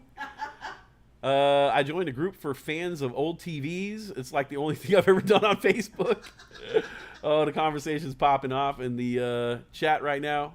We're going to be signing off soon. We got NFL action coming on. Monday Night Football pretty soon. Let's see here. Let's see. Sports cards. If it's here in town, I could do some recon. I got a turntable and parted it out eBay 7 times my money. Damn, Brian Joel. We gotta see. I think Brian Joel can do a whole show on how he makes money off junk. I think that would be fun. He collects vintage VHSs and shit. Right? VHS, as far as I know, VHS, electronics, laser discs. Oh wow. Yeah. Shit's getting hard to find. Yeah, it's getting hard to find a VCR. I was surprised to find out how much VCRs really are going for, and I wish I bought that VCR on the reservation. I wish I bought that VCR on the reservation. It was hella cheap. Came back here to the States, to the mainland, and realized that VCRs are going for a fucking arm and a leg. Yeah. Let's see. If I could go back in time, I'd buy them Pokemon boxes and stash them. Bitcoin is all you need with a time machine. Yeah, Bitcoin. Yeah, crypto's been doing nice. Like what I'm seeing there. Bitcoin ETF might happen this week. Got my eyes on some Mara, Riot, Coinbase stock. fairly at the lows. Not bad to get into. Not financial advice. Warm this up. Turn the brightness down a little bit. Cozy it up. There we go. I'm shiny. I was getting shiny. Shine, man. All right. Take off here in a second. Let me catch up with the chat. 21% of adults believe in Santa. Okay, I don't feel so bad then. 78% of stats are made up. I believe that one. 1 in 5 sounds a little high. The chat is great. Brian Joel says, I don't know. People believe some crazy shit. Oh, shit. Imagine your parents believe in Santa. You never get shit for... Imagine your parents don't believe in Santa. You never get shit for Christmas. Yeah, that would suck. We talked about that. Yeah. Be like, sorry, son. You're Jehovah's Witness. Oh, why do I get presents in a tree? I'm not Jehovah's Witness. Yeah, we had you baptized as Jehovah's Witness. We figured it would save money. Sorry. But we're still going to celebrate traditional Christmas. Let's see. Britt believes in Santa? Probably. Yeah. I believe in crazier shit than that. I love the Trailer Park Boys Christmas and Ricky getting God and Santa confused. I need more Trailer Park Boys in my life. Me too. Here on that one. I knew Santa was fake when I spent a Christmas in Escondido at the grandparents' house. No chimney. I asked, how will Santa get in? He'll just open up the back door. Let's see. Like breaking and entering, right? Yes. Santa's committing crimes over here. Reverse larceny. Redeem Binger. Redeem. I'll redeem a rhythm. This is the rhythm of the night. Oh yeah. Redeem these nuts. What the fuck? Let's see. Laughing my ass off west to Lamau. Love me a good Canadian beer store. Strange brew, yeah, eh? All right, caught up with the chat. Let's see. Game is about to start. Good luck with Diggs. Good luck to you too, G. I think I'm 17 points behind. He has. Oh, and I got Stephon Diggs, and I'm 20 points behind. All right, Stephon Diggs. All I need is 25 points, and I actually win. 2 of 3. G got me. G remains the GOAT, still undefeated in the Money League, destroying everybody, 10-0 at this point. I got Stephon Diggs in the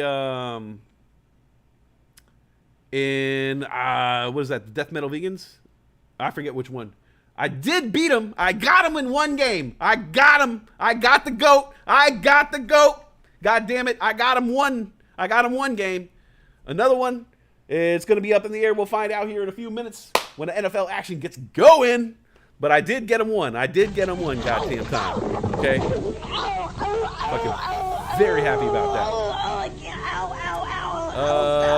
Let's go Bills. Defense to the moon. 31 points behind. All right, hey. It's gettable. Stephon Diggs can get that shit. It's gettable. So hopefully I can get it. If not, man, good game, cousin. The GOAT in action. We're seeing it, man. This guy's killing it this year, man. Fantasy football is just crazy this year. I can't keep up. All right, Dr. GTI, later West and Brit, later Riders, later everybody. You guys have a good one. Remember, it's booty time. Booty time, across the USA. Booty time, hey, hey, hey. Booty all right. Booty time, across the USA. It's booty time, yeah. All right, you guys have a good one. Any other sound effects? Am I playing any other sound effects? We good? All right. You guys have a good one. And if you can, go outside, get that good sunshine on your skin, get that good air in your lungs. Call somebody you haven't called in a while because it feels so good for you and them. And let's keep this positivity rolling day and night, 24/7. Do we have a doctor's appointment tomorrow? No, Wednesday. All right. Looks like I could stream tomorrow as well. Wait. I need your opinion on something here. These are my favorite names for the baby so far. Amaretta, Anziv, Caramel or Treblinka? You yokel, naming your baby after a German concentration camp? I thought Treblinka was one of those cute little fairies in Cinderella. You moron. All right. So, yeah, you guys have a good one. Thanks for the super chats. Super chats. Did you ever see the back of a $20 bill, man? No, I don't know, yo. Did you ever see You ever see the back of a $20 bill? On weed? Oh, there's some weird shit in there, man. There's a dude sitting in the bushes, man. Let's see. Good luck, Pete Ramirez. Red team go. Red G team Illuminati, go. peace and love Just to you some weird all. shit, Thank man. you, G. Yeah, you fucking And crazy, yo. I'd give G a wrench, but he says, nah, man, I don't want the blue name, man. Keep it like this. So G Illuminati, you're a mod in spirit. Thanks for tuning in. Long show, 3-hour long show. Thanks for tuning in today, guys. If I wasn't Jamaican, then why would I wear this hat? I appreciate it. I appreciate everything. And yeah, you guys have a good one.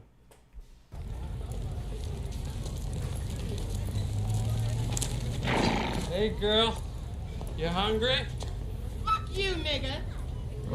I'm sorry. I was talking to the horse here. You see the trouble you're getting me into? All right. Peace out. I'm out. Let's watch this game. Tomorrow. I'll be back tomorrow, 2 o'clock. 2 or 3, somewhere around there. We'll figure it out. All right. Peace out, guys.